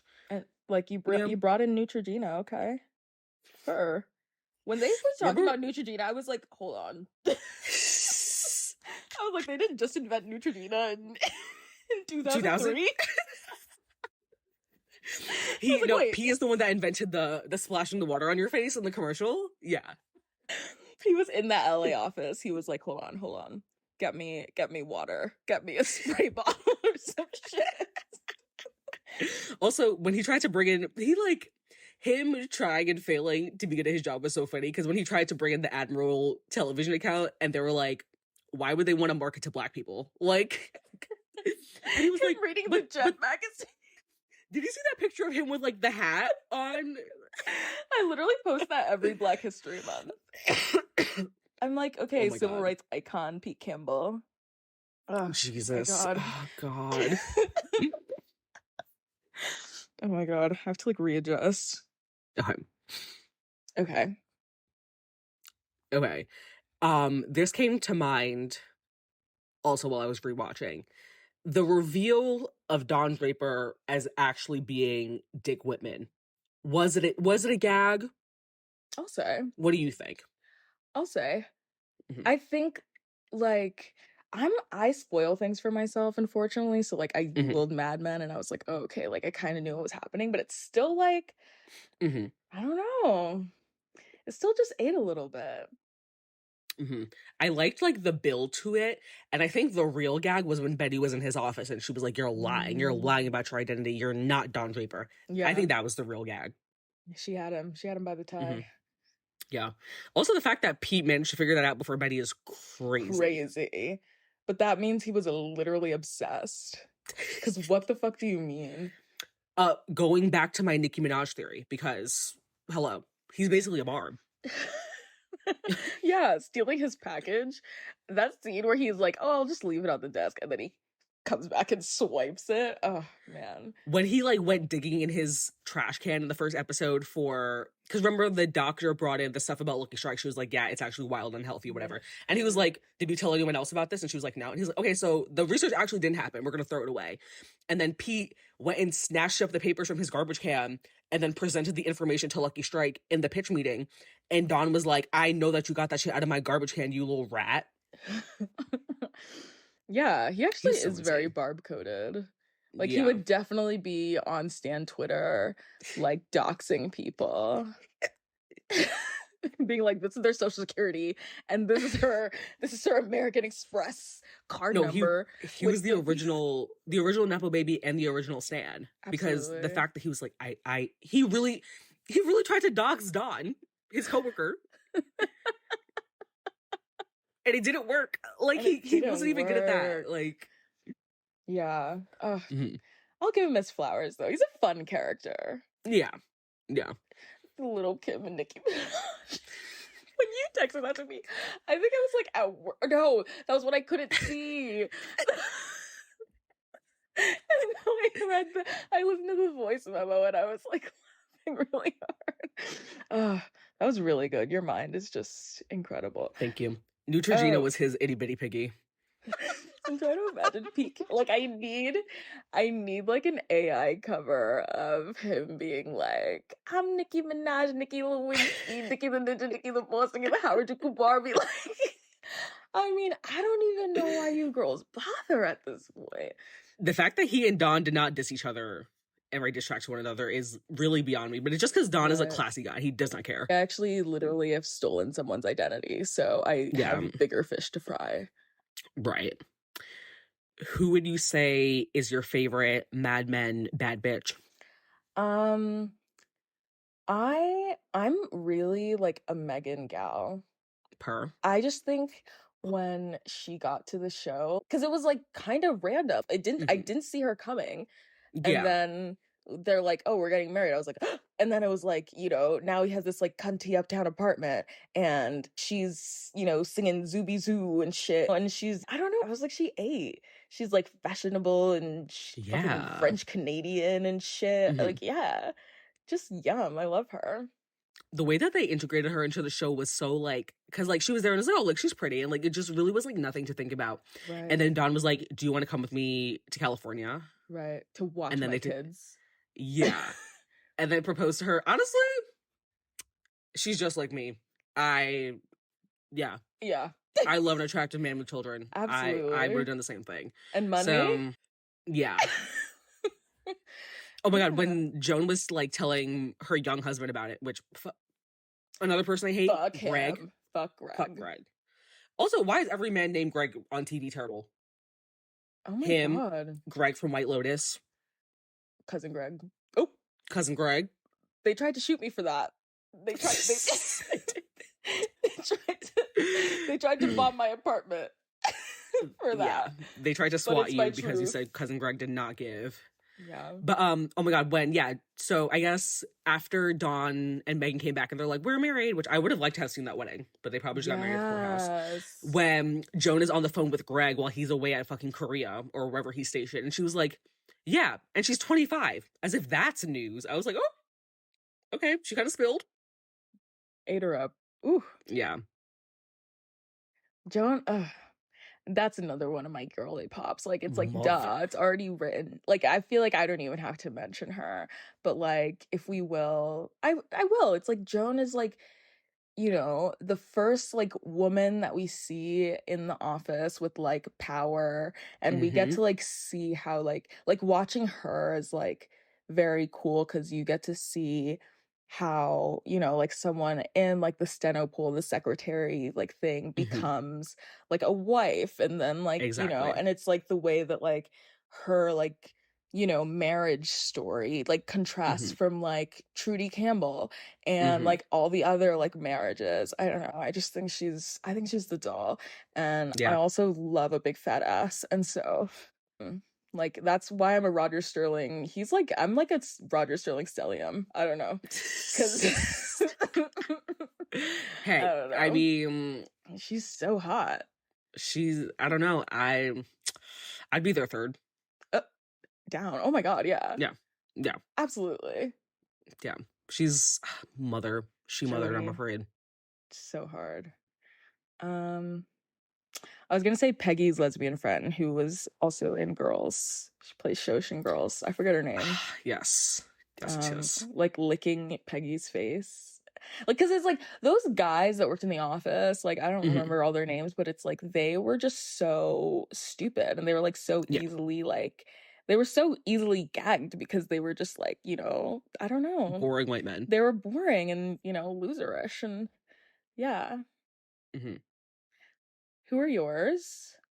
My Mad Men bad bitches. Okay, so circling back to Rachel Menken. Yeah. That's my sister. I really don't know what to tell you. The fact that we see her in the boardroom and she like, her first like experience with Donna is like, she's like, "Actually, your plan to market my family's apartment store fucking sucks." Yeah. And then she and Dawn going head to head. He's like, I'm not gonna let a woman talk to me like that. And she was like, okay, well, I'm not gonna follow up with this business. And then Roger Sterling is like, you gotta go sort that out, my guy. Absolutely. And then they go to have dinner at like the Zebra Lounge or whatever.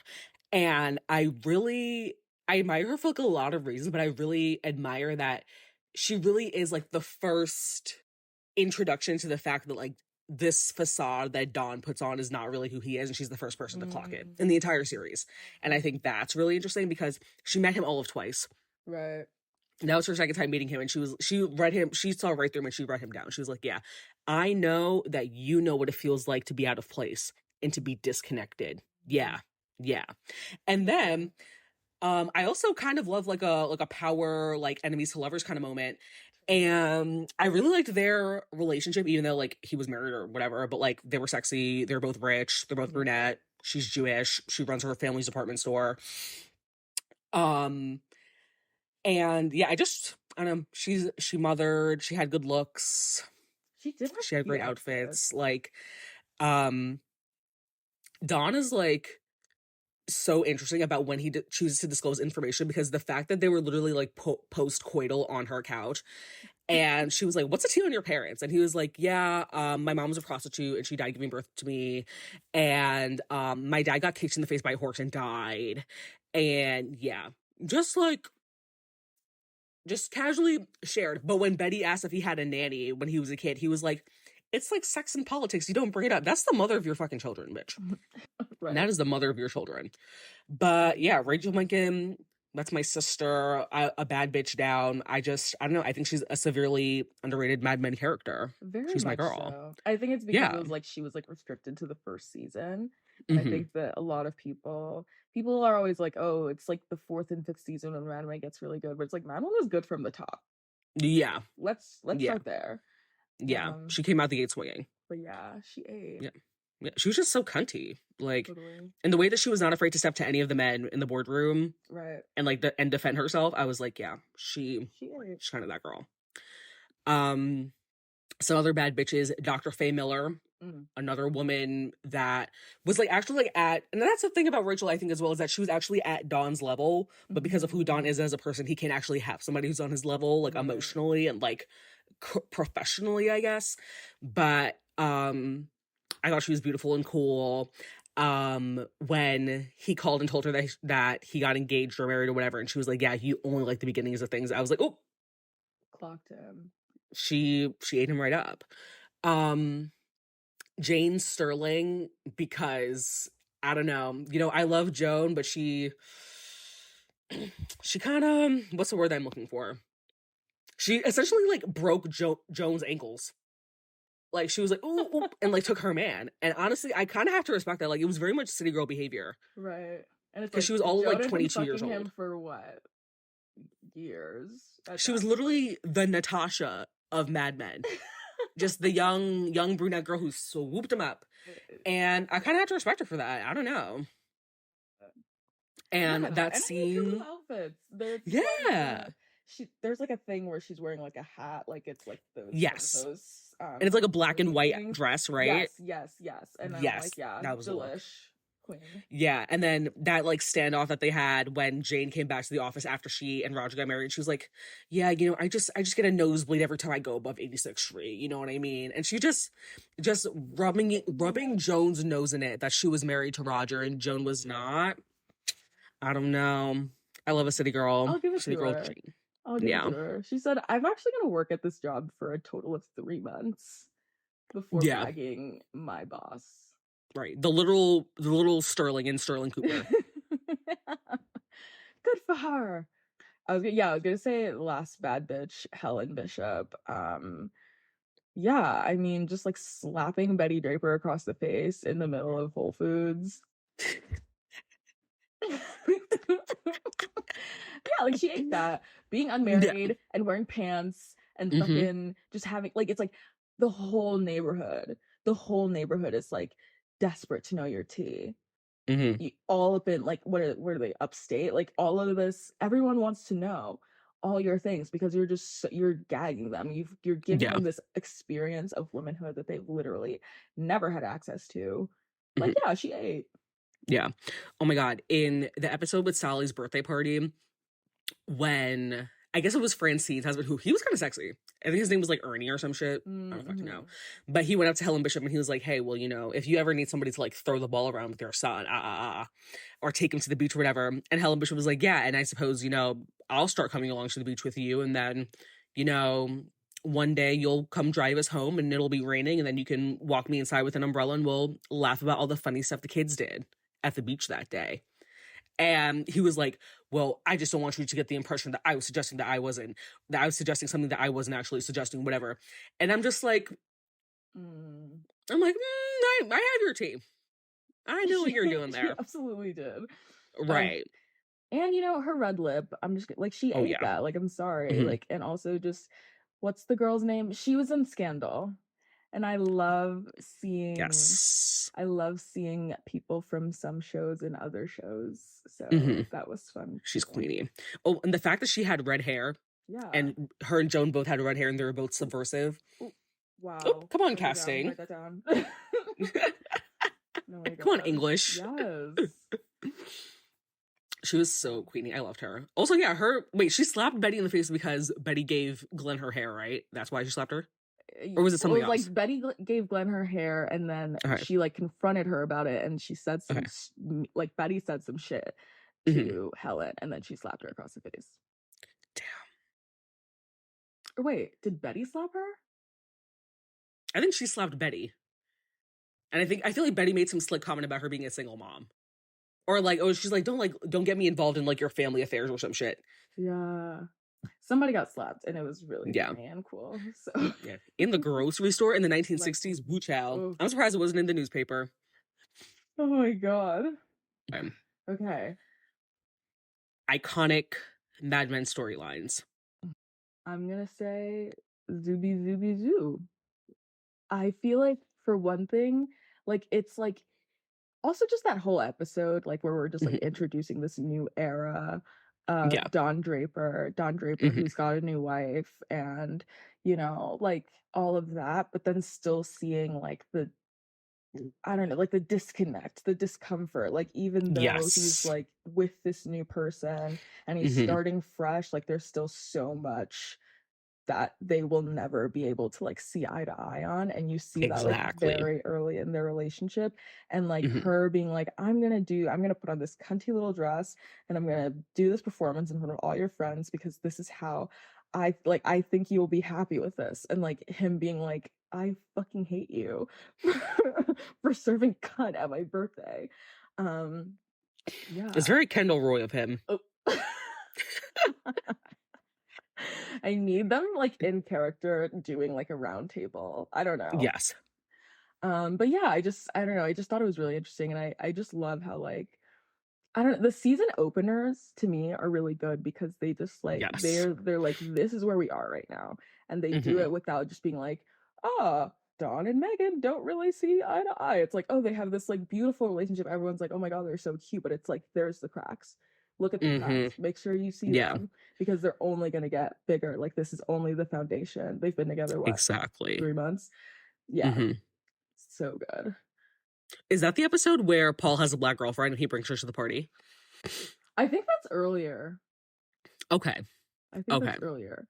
Paul Paul having like several transformations in the show, being like a civil rights activist, then suddenly being like I don't know, like what kind of spiritual group was he in? But he had like Oh, shaved head he and was in like a Hari Krishna, which is a ponytail. cult. Yes, Yeah. yeah. Yeah. When like all the shaved head, but like the tiny little ponytail, giving kind of Stevie Wonder.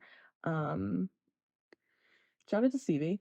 But yeah, he was funny and like being like, I have a black girlfriend, but she wants to go down and like do like actual civil rights stuff. Hmm. I can't do that. That's He wanted to scary. post Canva graphics on Maine. That's scary.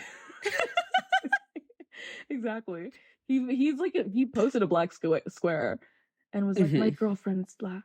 Posted a picture of like their hands like intertwined and stuff, their fingers interlaced, and like, love sees no color.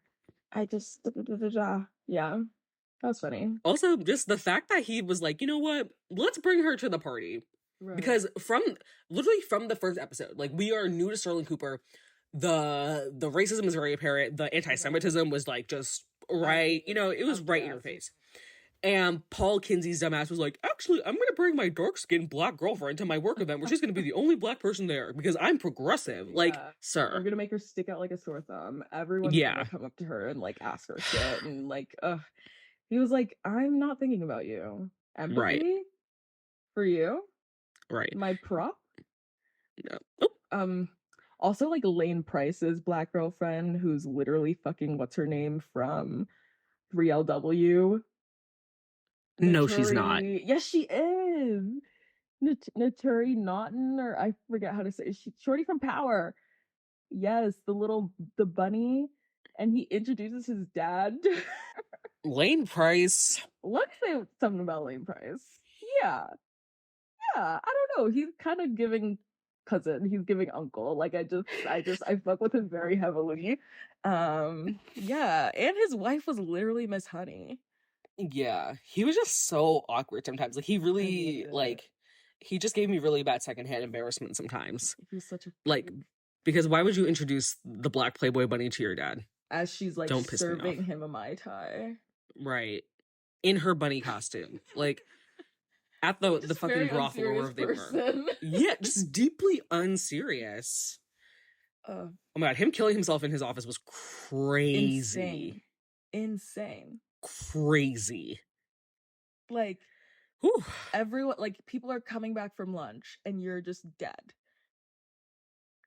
Like, have like some decorum. Jesus fucking Christ. Like, I don't know. I don't know. And it's like, well, I just keep thinking of Black China. Embezzle? Embezzle? Like, oh my god. Ugh. Yeah, but shout out to Lane. I feel like his little moment was really good. And I think it was like, in the beginning, I was like, ugh, what is this guy doing? But then it's like, they managed to, like, I think with Mad Men, the thing that was really good was that they were able to, like, give you a character and you're, like, wary of them. And then they, like, they break them down a little bit for you. And you, like, just be like, I don't know. I just started to be like, oh, okay. I get it. Yeah. They're really good at, like, integrating new characters into the already built-in storyline in a way that feels really natural. Yeah. But yeah, can you just imagine, like, you come back, like you said, you come back from lunch, you have, like, your takeout bag from Burger Chef or wherever the fuck they ate lunch back then. I don't know, not Sweetgreen. The fucking, whatever, the soda shop. They're holding the glass, like the milkshake glass. They have to, like, give the Coca-Cola bottle, like, back to the store because they were like, we're gonna refill that. Thank you.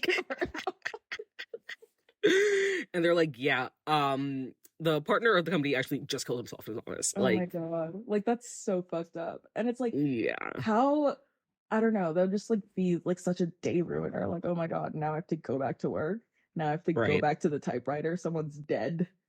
Also, they had a fucking open floor plan office, except that the partners had their own offices. So, like, you and all your friends are all just sitting in the open floor plan office in, like, an orange chair. Like, oh, but you're like that picture. Yeah. What were you gonna say? You're like, my favorite reaction picture is the one of the stock photo of the little black boy in the red shirt scratching his head like this. And that was just all of them after that happened. Just like damn, that's crazy. Yeah. Absolutely mad. I was gonna say the intro to, like, I think it was season 4 where they, like, move offices. I was gagging. Oh yeah. I was gagging. Yeah. I love an interior design moment, and, like, no, literally. And it was like the way that it was, like, I don't know, the way they brought it. I remember it because it's like they, like, come up the elevator and they're all like, oh hey, and then they, like, walk in and it's like, you just, like, they're like, this is the new office, bitch, and you need to, like, take it in because we're in, like, you know, this new space. We're in, it's like the mid-60s and we're, like, changing, and, like, look at all the ways that, like, things are, like, aesthetically progressing. Like, this is, you know, the old office is very 1950 and now we're in the 60s, bitch. Like, what's her name from Hairspray? Not Tracy Turnbull. The office was their blonde streaks in their bangs. Yeah. She said, Mama, welcome to the 60s. What?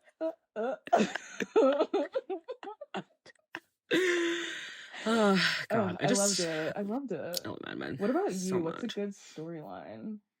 Ooh, okay. Definitely when that guy got his foot ran over by the tractor. I was thinking about that after you mentioned Lane dying. Okay, first off, the fact that why did they I just have so many questions. How did they get a tractor up to like the 60th floor of their fucking office building? The elevator would not have fit that shit. Right. Number two, why would they think that they could just ride the tractor around the office?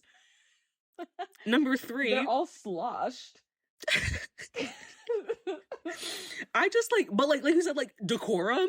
Like I can understand if the tractor was, if they're all just like sitting on it, like taking pictures on it or some shit. But they're like, we're gonna drive. Was this before or after Kennedy got elected? I think I can remember. It was like I don't know. I know Kennedy got elected it was like either season 1 or 2, and I think that happened in like either It was like I feel like that might have been a separate celebration. Yeah, that might have been like a separate celebration. Now that I'm thinking about it, like the but I think Deere deal. Yes, the John Deere account. Yeah, they were riding it around the office. Then Dawn's useless ass goes to the hospital with Joan, who is covered in this man's blood. And Roger Sterling, who is the least serious person, goes, "Oh, his foot got cut off," just as he got it in the door. Like, that is why there is so much not Don Draper, Roger Sterling in my charts. No, exactly. Because, like, why did he eat that? A deeply unserious person. Like, yes. And I think in the scene where, like, the foot run over happens, where it's like they just like show the people standing next to it and the blood just going like on their like I'm like, Mad Men is a comedy, baby. Like, no, it is. If you didn't catch it, catch it. Oh my god. Also, Roger saying that like he didn't have 2 heart attacks back to back. Yeah.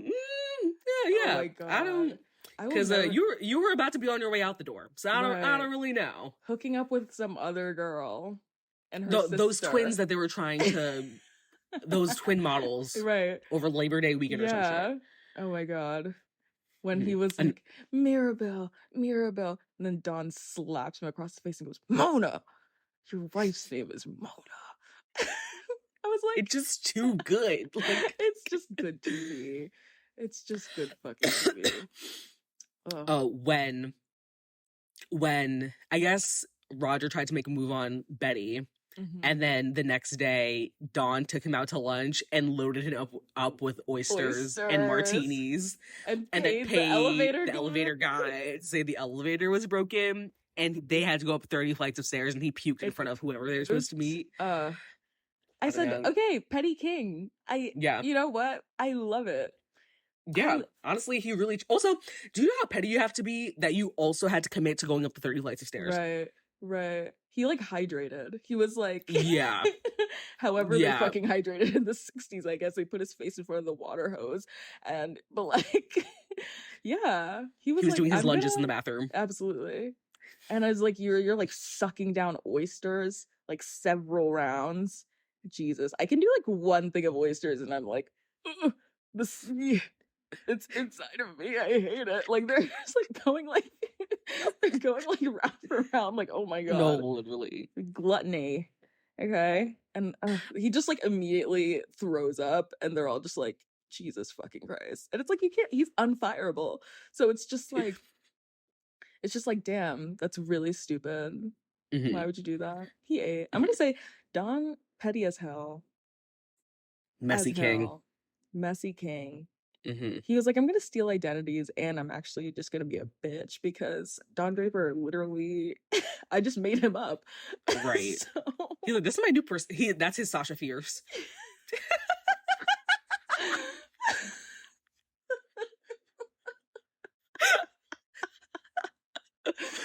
I wonder if Beyonce watched that. Honestly, I feel like she likes a historical drama. I feel like she would like Mad Men. She liked Game of Thrones. I remember she was like a Game of Thrones girly. I wonder if she watched Succession. Anyway, enough. I feel like we've reached the Beyonce quota of the episode. What else? This is like the show is like packed. Yeah, shit. And it's like, seven seasons. Days.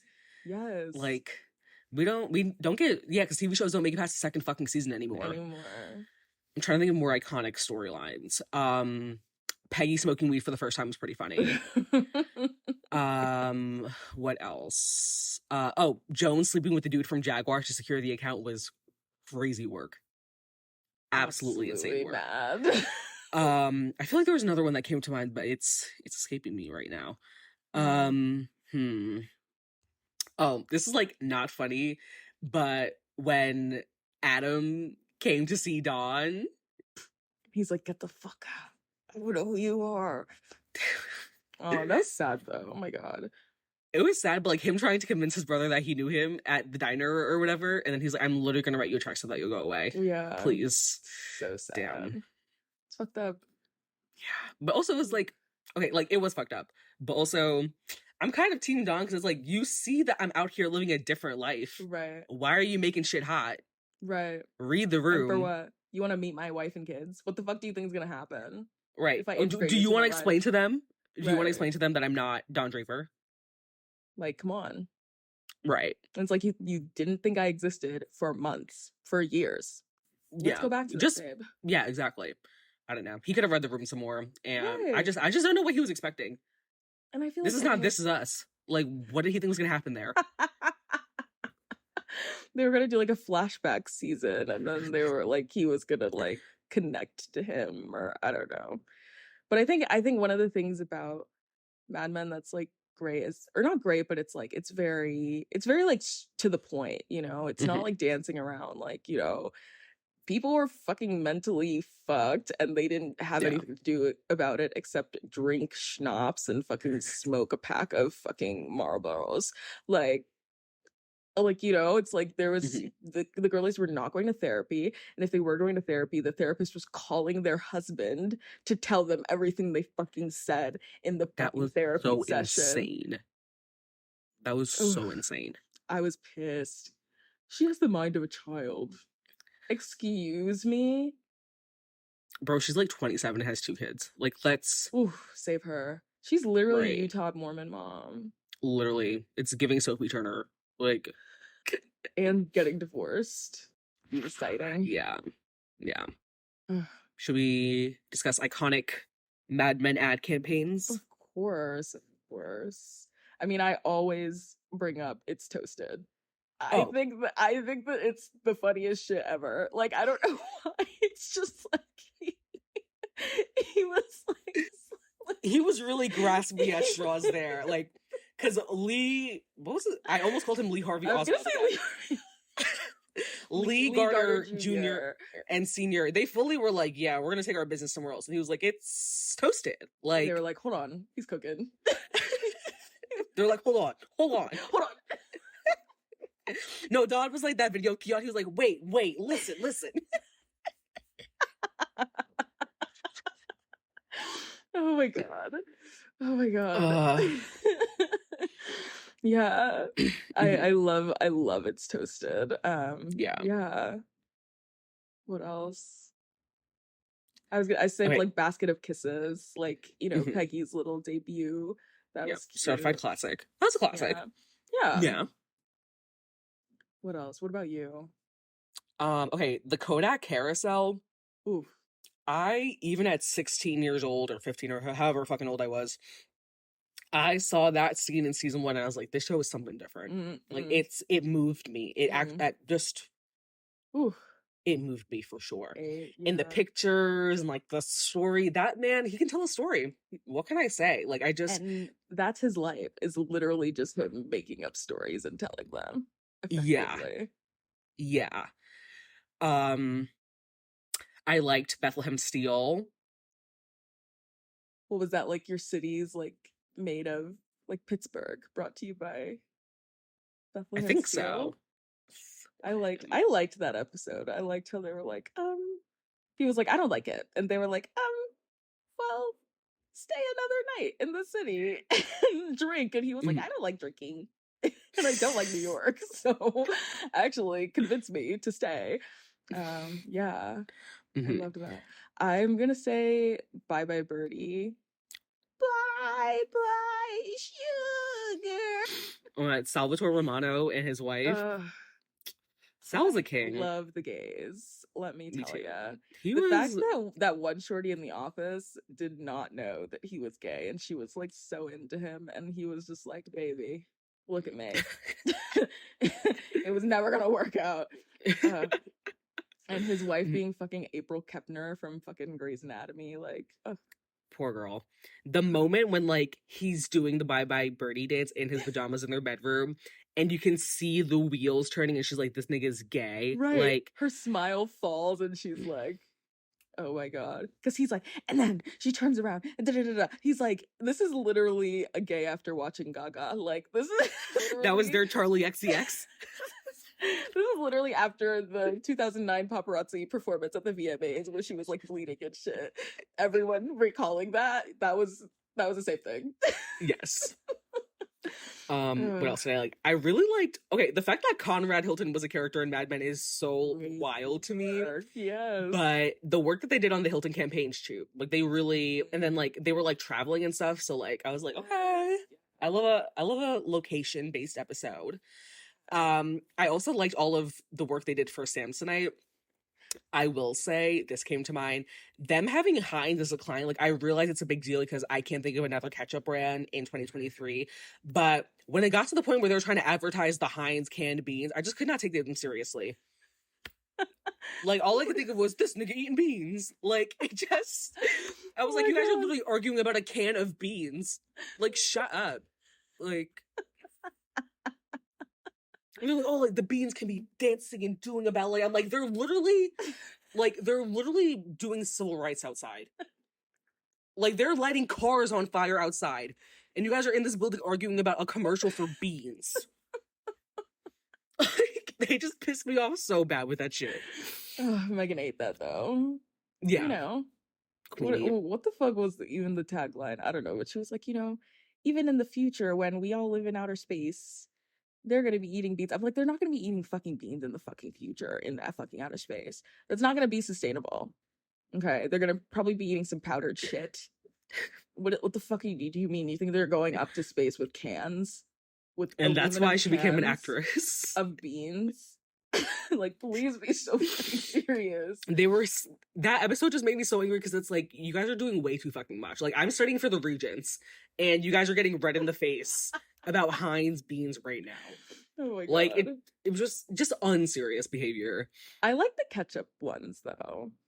Like the I think it was like the what's missing.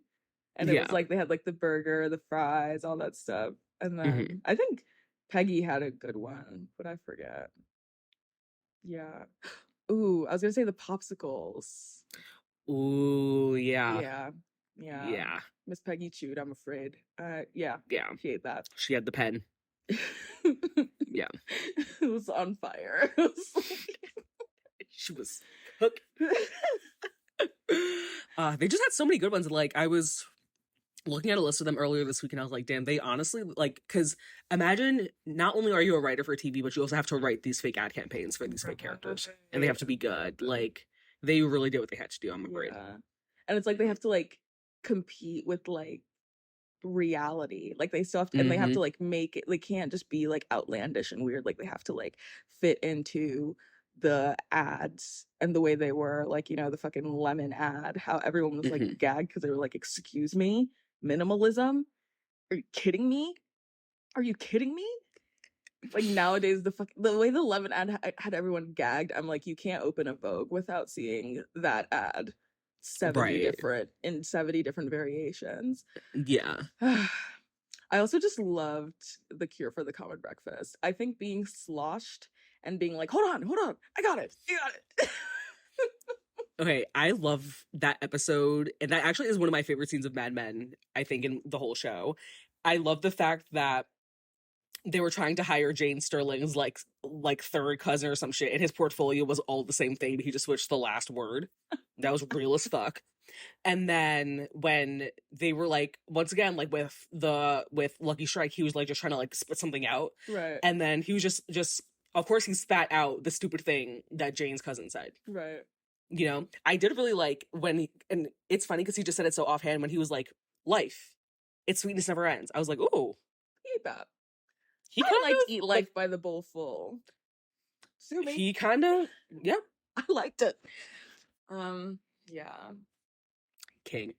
Oh, I think the suitcase episode, like everyone like regards it as like one of the best in the series, and it is really good. And I like the Samsonite like being like the boxing thing or whatever, and Yeah. how that like just ties together like the full episode, and how the boxing match between like Dawn and Peggy and like oh Yes. yeah. Mm-hmm. Oh my God, remember the sugar? I almost said sugar bear hair. I was gonna The say sugarberry, hair. the sugarberry hams when they made the two Oh my women god, they fight made them outside of the store. fight. Yes. They like Oh my God, they're so insane. they're literally stand Twitter like oh let's like stage a fight. Let's stage a fight. I don't know. That was funny. God, that was so funny. Mad Men. I could go on and on and on. Maybe Honestly, we'll have to do like a part 2, like yeah. in a couple. Maybe we'll do like a Mad Men, like Mad Men Part 2 Electric Boogaloo or some shit. Because I'm sure we're gonna come up with more stuff later. Absolutely. We'll be like, fuck, we didn't talk about this. Yeah. I love it. Yeah. But girlies, if you're not already tapped into Mad Men, get into it. Get into it. It's really it's so fun. Yeah. Yes, and it's like there's so much, you know, it's like you can be there for the plot, but you can also just be there for the vibes, or you can just be there for the outfits, or you can just be there for like the historical whatever, or you can just be there for the ads. Like there's really it's like a buffet, you know. Yes, there is something so for much everyone to get. Yeah, it's really a gorgeous show. Yeah. Wow. A full 2 hours in, and we're at the weekly. Whew. Well, I mean, we have to do one of the greatest shows of all time justice. Absolutely. And it is also one of our shared favorite shows. So true. Yes. Whew. All right. Let's dive into the weekly brief. Let's hear it. I'm really excited for this one. My hate this week, so far I'm 3 for 3 on 3 separate weeks in which I was capital A assaulted with music in public. Yeah, so let's go down the list. Number 1, I'm seated outside the Starbucks Reserve Roastery on 9th Avenue trying to kill some time before I have to go to work. Why is there a young white man, no more than 21 years old, sitting in the outdoor dining booth with a ukulele playing Creep by Radiohead and singing along at 1:30 in the afternoon on a weekday? No. With a ukulele? A ukulele. You know what I mean? But anyway, so I'm coming home with one of the boys. I'm already annoyed at him because this is the second time this week where I went and tapped my phone to swipe at the turnstile and he pushed through the turnstile and he did it on purpose. So he essentially stole my swipe. So I'm already annoyed. And then we get on the train and there's a white man with an amplifier, a microphone stand, and a guitar. And I'm already like, my fight or flight is already triggered, but I'm like, you know what? It's the afternoon. This train's going to Brooklyn. It could be anything. He could just be transporting his stuff. It's fine, whatever. He's like kind of shuffling around. He was standing, then he sat, whatever. And then of course, as we're going over the Manhattan Bridge, he plugs in the amp to the microphone and starts singing on the train. Fola. And never in my nearly 25 years of living in New York have I ever wanted to climb out of the moving train and just let myself fall off the bridge. And then today again, me and the kid are on a different train coming home. And right before our stop, a guy gets on with a speaker. I'm like, oh my fucking God, he's gonna like dance or some shit. And it's like 3 in the afternoon, so it's crowded. And he's like, oh, like he's introducing himself. He's like, yeah, you know, I'm an artist. I just read this book called The 48 Laws of Power. I was like, no. And then he's like, this is my song that I wrote about the book. It's such a good book. And then he started playing it. And then luckily it was our stop. And I got off. To that I have to say, I think we need to make it illegal. I'm sorry. Because the music does not hit. You guys are not talented. We're not on How I Met Your Mother. I'm sorry.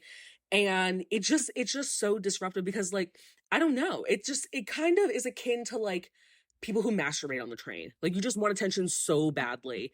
And now my day has to be ruined because your parents didn't look at you enough when you were a kid. Like, it's sick. It's sick and twisted. And then, especially when I'm with the kid that I nanny for, I can't really just put my headphones in because I gotta, you know, I'm taking care of the youth. Yeah. You know? So, the fact that it's happened 3 times already, that is 4 times too many for me. And no.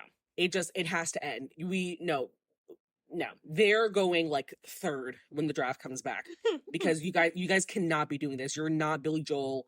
You're not Harry Styles. You guys are not that guy. You're never going to be that guy. You're not going to get discovered on the fucking train. Don't piss me off. It's like, what do you think is going to happen?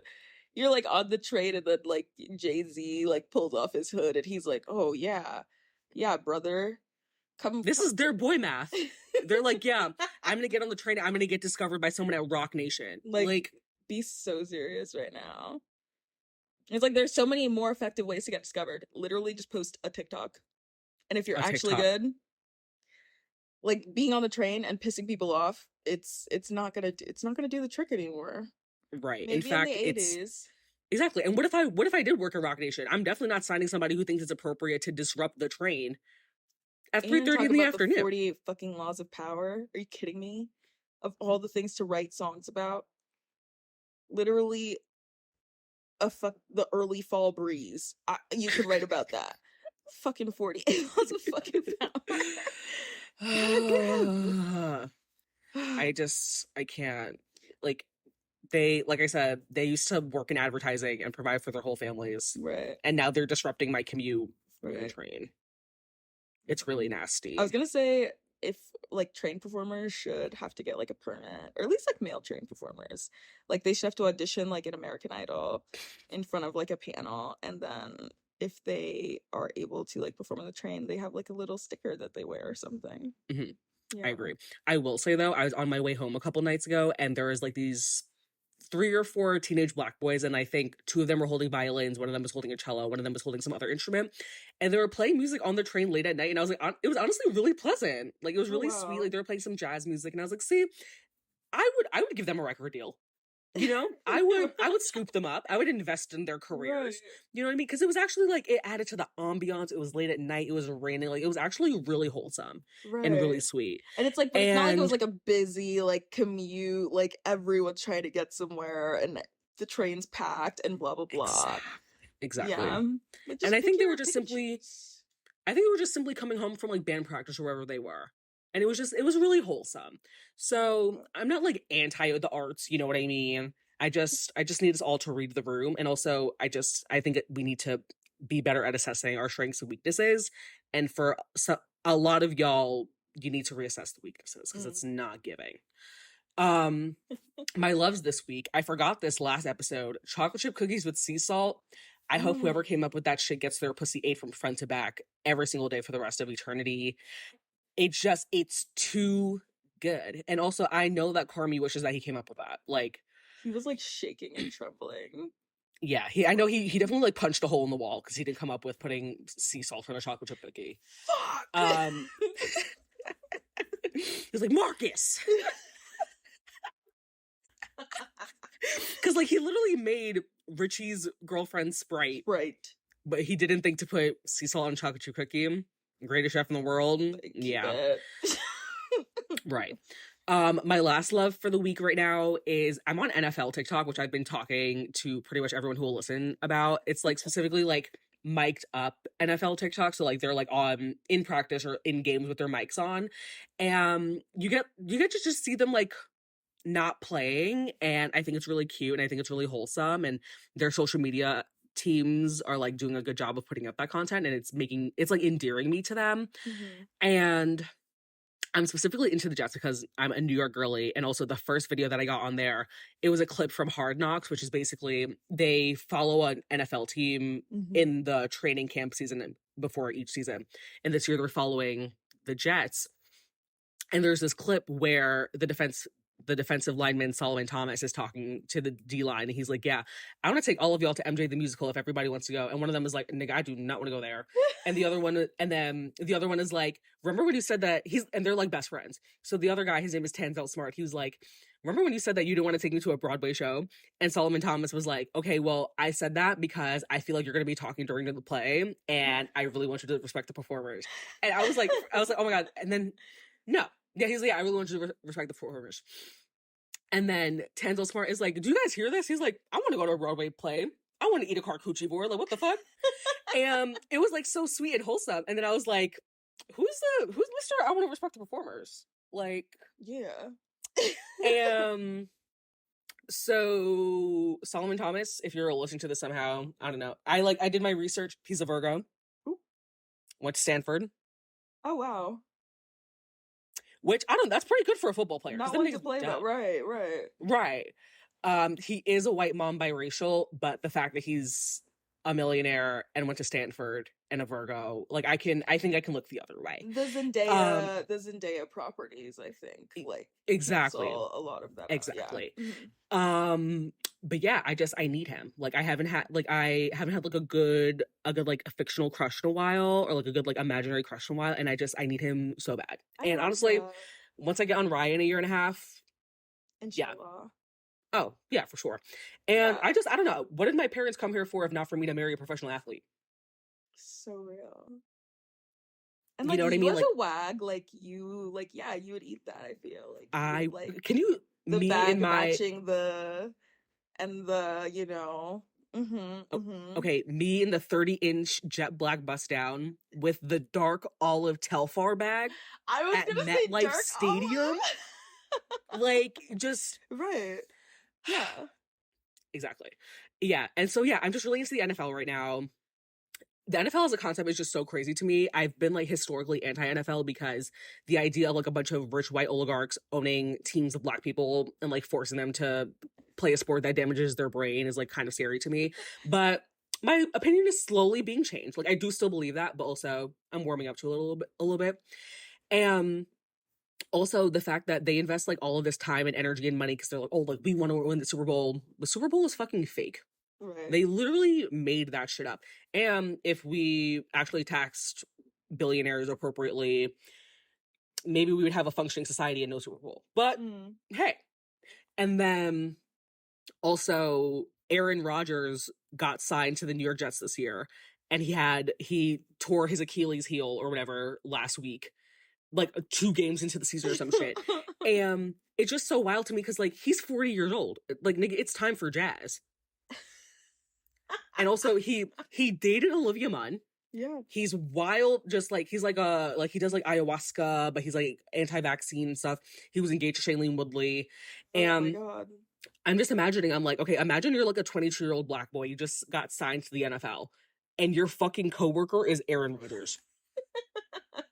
Like, it just kind of doesn't make sense to me a little bit, but I think that's what I like about it. It's kind of, it's fun. It's provocative. Like it's kind of like reality TV in a way, like how it like mixes, all the different personalities together.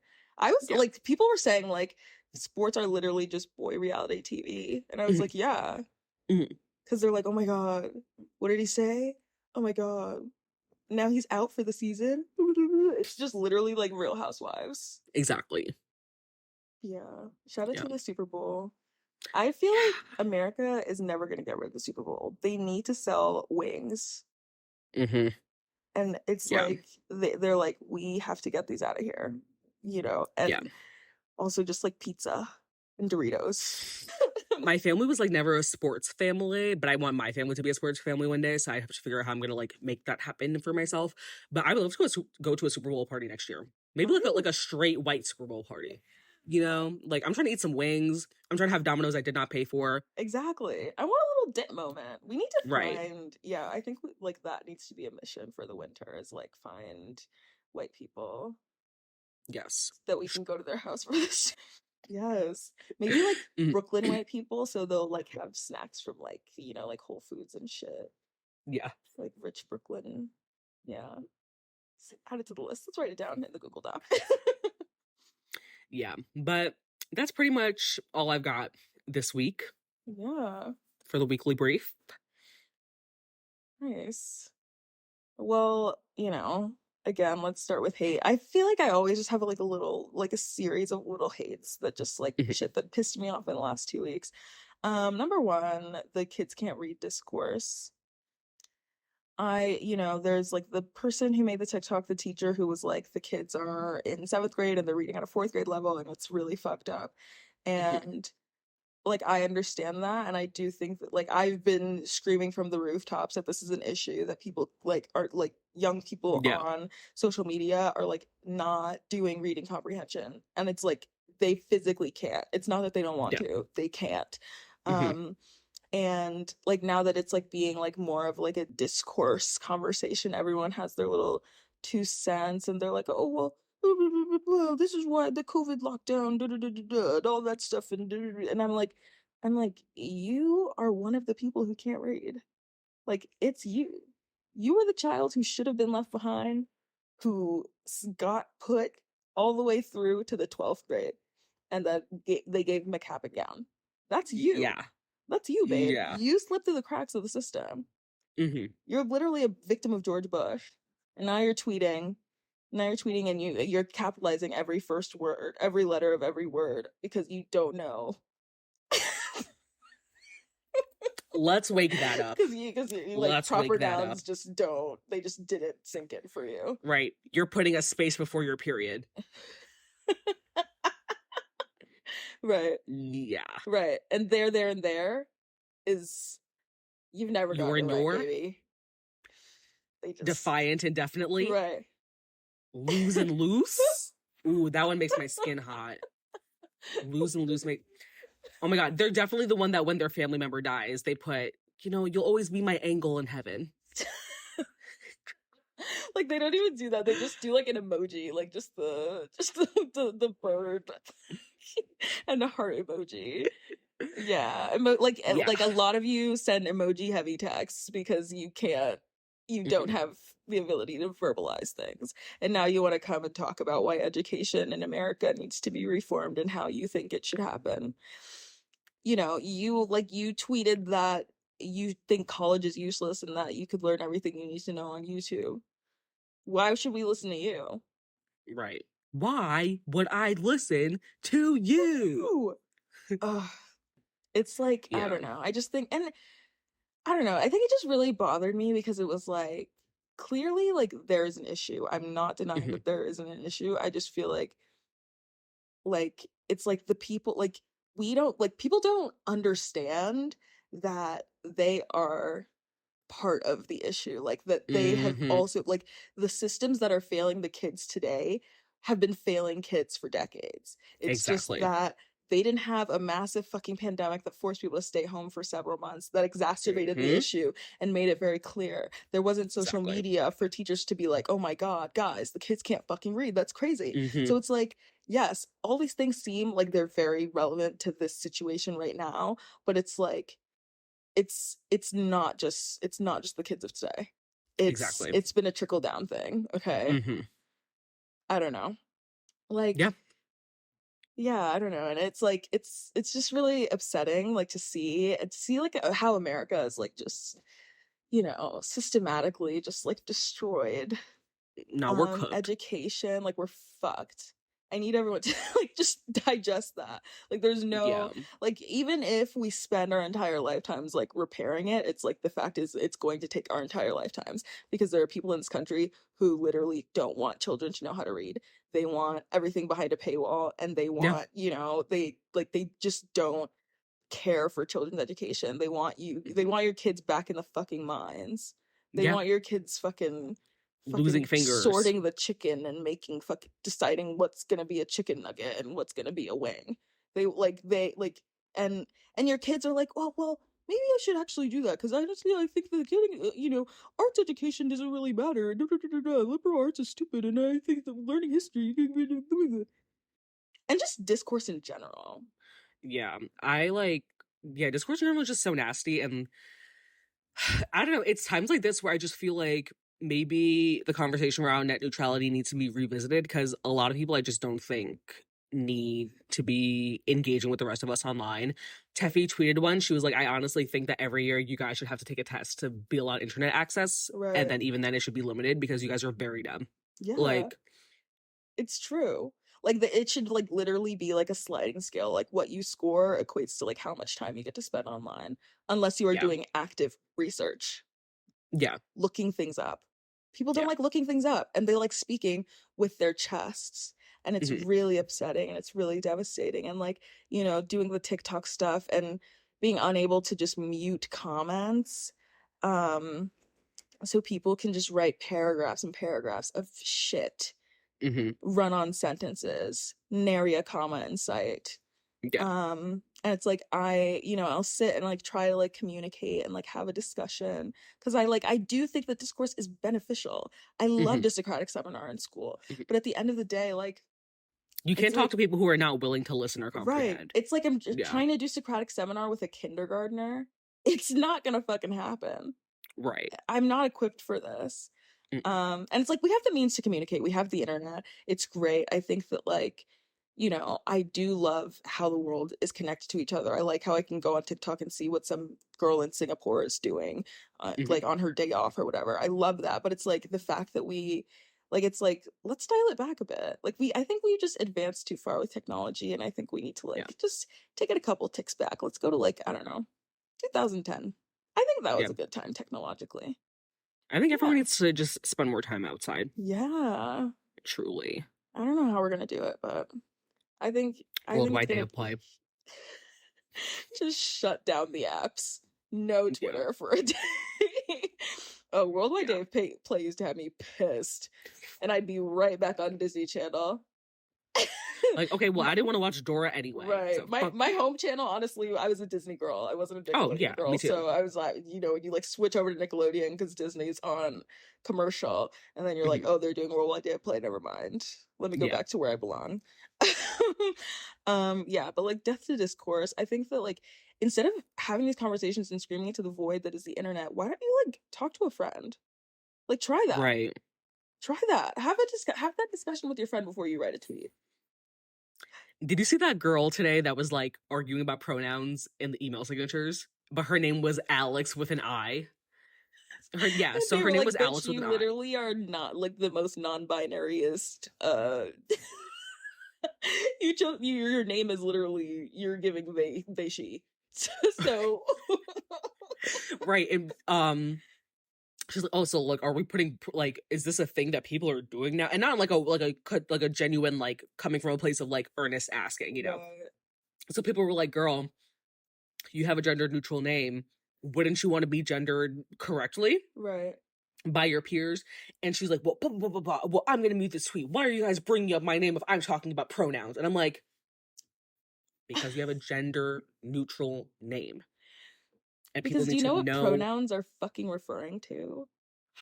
I think We used to build pyramids. whew, Like, I can't anymore. I can't. and I think like okay, don't even get me started on the fucking pronoun stuff because like these people don't know parts of speech. They only know what pronouns are because someone on right-wing Twitter told them to get upset about it. Ask them Right. about adjectives. Ask them about an adverb. Quickly. Did I ever tell you I had to explain to a grown man what an adjective was when I was 19 years old? Jesus H. Christ. Yeah. Yeah. Ugh. We're Like it, we're so done we for. need like I don't know. Like I feel like in school when I was growing up, like we just had like very intense like grammar moments. Like I had an English Mhm. teacher in 10th grade who was just like, "Bitch, if you don't know what a fucking past participle is, you're not passing my class." She'd be like, Period. "What is this? It's a gerund. Say, tell us it's like point to the fucking gerund in the word." And even though Shorty was like a mad like Trump Republican, whatever, shout out to Miss Dickerson, she still ate that. Like the Mhm. reason why I am the way I am, it's her. She ate. Exactly. Yeah. Yeah, but like shout out to the teachers also. Again, like you guys deserve so much more than you're given. Yeah. Also, I saw Bottoms a couple weeks ago and I went to the AMC because they weren't showing it at the theater that I really like. Hmm. And I went to the AMC by my house, and it was like right after work. It was cute, and I liked the movie, but the popcorn was abysmal. Ooh. I fucking hated it. I put butter on it. I thought it was Hmm. going to be a good time. It was really just like soggy, like popcorn. It didn't even give popcorn. It was disgusting. And Sick. the girl, how when you go to AMC, they're like, "Oh, well, this is the small." I was like, "Can I get a small popcorn?" They're like, "This is the small." And I was like, "Oh shit, like that's too small." And then I was like, "Okay, I'll do a medium." She was like, "Well, if you do a large, it's just like $1 more." And I was like, "Oh my God, okay. You got me. You got me. I'll So the you fucking had this large popcorn." gallon bag So I of had this terrible fucking popcorn. massive thing of popcorn. I'm eating it. I'm like trying to like maybe the butter is like just gone a couple layers in and I have to do a little bit of excavation, some archaeology. That's fine. I'm okay with that. I like to Hmm. work for things, but it was just nasty all the way through. And like I'm really glad that I snuck in my sour punch straws because I would have just suffered through that whole Hmm. movie. Yeah. But yeah, like AMC, what the fuck? No, that's crazy. That's homophobic. It's like literally they were like, oh, she's going to see bottoms. Let's give her the shit. Let's give her the nasty fucking popcorn that's been here for 6 days. It was Also, not them doing vile. that to Io Debris Tether. Uh, Like, like, that's sick. I'm going to call her. And then what? And then what? I'm gonna go to a house with scissors, like in Us, and then what? I think I need to rewatch Us soon. It's been a minute. Oh my god, Us was scary. Like I was actually like I was in DC when I saw Us, and Mhm. I was like walking home in the dark, and I was like, No, "This is literally, scary." like, I'm not a horror movie person. We should definitely do a Jordan Peele episode. Ooh, I'm not a horror movie yes. person by any means, but when I do see a horror movie, it's always Jordan Peele, and that shit always has me shook for like days after. Like I remember going down into my base because like I like we like utilize our basement. I like live in my basement right now. I remember going down the stairs before I lived down here, and I was like, oh my god, what if my tether pops up? And I was like, bitch, Right. why did that happen? Right. I was like Be fucking for real. I was walking to my door, but I was like like walking by like the McDonald's, and I was like, oh my god, my tether's literally like sitting under a car, like in the drive-through, and she's gonna crawl out and fucking stab me in the In neck. the right She's gonna kill jumpsuit. me. Uh, I wonder what her hair looks like. Is she in Bantu knots? And then yeah, but I was like, okay, let's be serious. But yeah, I love a good movie. My final hate is that the Renaissance World Tour is ending. I I don't know what this lady expects me to do. This has been the thing that's been keeping me alive since May. Mhm. And now I just have to like now Beyonce's not gonna be posting on Instagram. She's gonna be like doing stuff like spending time with her family and shit. Right. That's Braiding her kid's annoying. hair. Like, get a grip. Right. Why aren't you going to fucking Australia? Why aren't you like why the girlies have been begging you to come to Brazil since Single Ladies dropped and Literally. you haven't listened to them. Also, a 4 month tour, girl. And like I'm not a Swiftie, but their little friend is kind of getting you up in that department. Cause she's going on tour, she's restarting that shit and going to Right. fucking like yeah, I don't know. Like I know she's about a bag, and I know Beyonce's like, oh, I don't need, I don't need a bag because I have like the love of my family or whatever the fuck. But like honestly, like be serious. Right. I don't Like know. Like we're just supposed to do nothing right. And while then the it's Eras like tour girlies are buying out all the beads on and Amazon. Like, gagging and being and ooh and pissing me the fuck off, fainting over this lady who does not do a two-step. Jesus. I just can't. I just can't. I just can't. Like it I just just doesn't. like, can you imagine being in one of their brains? Like, you're just being that easily satisfied. Oh my Like, god. probably got married right out of high school. Like, they have a kid named Jackson with an Yeah, X. I was Like, gonna say that. just so simple. And like a Brayley, Brayley, and it's like Lee, like Leigh.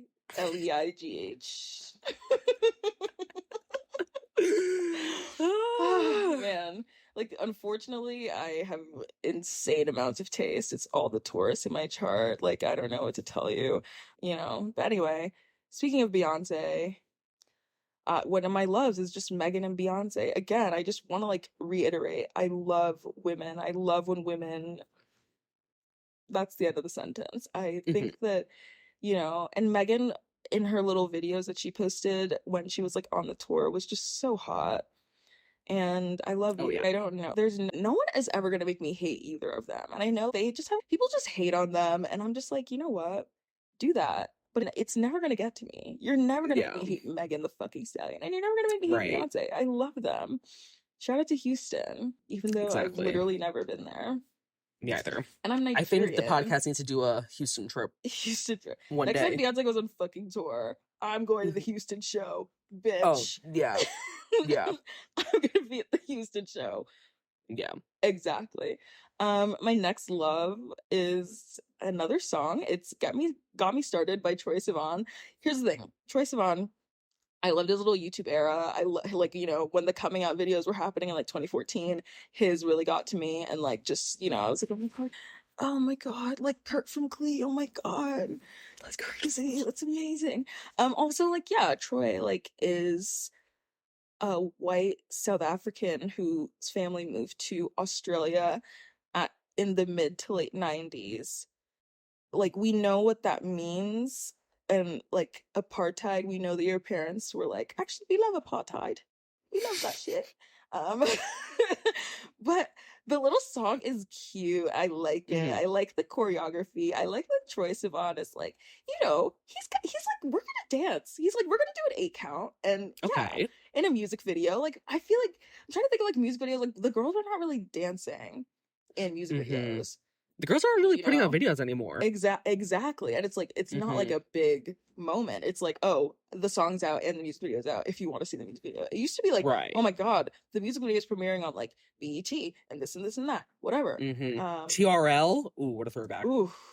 We need like I was like, we need to bring back institutions. Everything is Yes. so like, you know, It's so scattered. it's so scattered about. It's like you could fully just get your understanding of pop culture from one fucking person who Mhm. pulls from Twitter and whatever they're interested in, and then spits it out back at you. And it's like we need like fucking TRL. We Yes. need or like the I Love series, like where it's like Mhm. I love the 80s, I love this. It's Yeah. like we need to have and like even like girl code, guy code. There like it used to be like there used to be institutions. There used to be just Mhm. like places where you can hear lots of opinions Yep. and pick which one you liked the best instead of just hearing one because you happen to follow this person and you like their vibe and their aesthetic and now your entire worldview is centered on something that they said in a 15-second TikTok.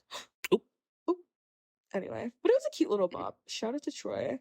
Mhm. And then finally, I just want to say my love is a little computer game. I feel like I work on my computer all the time and like sometimes I'm like, oh, working sucks. And so then I open another window and I play Spider Solitaire. And I think there's so much joy in that. I've talked to like men and they're like, no, I don't know how to play Spider Solitaire. Like a vast majority of men don't know how to play Spider Solitaire. And it's crazy to me.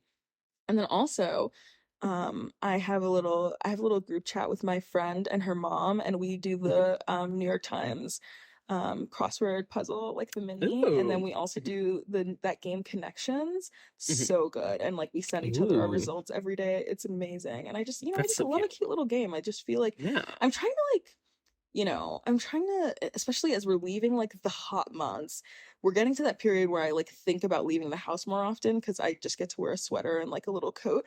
Yeah. And I'm starting to like, just be like, oh, the world around me is so great and cool. And like, I'm just trying to like re-embrace that.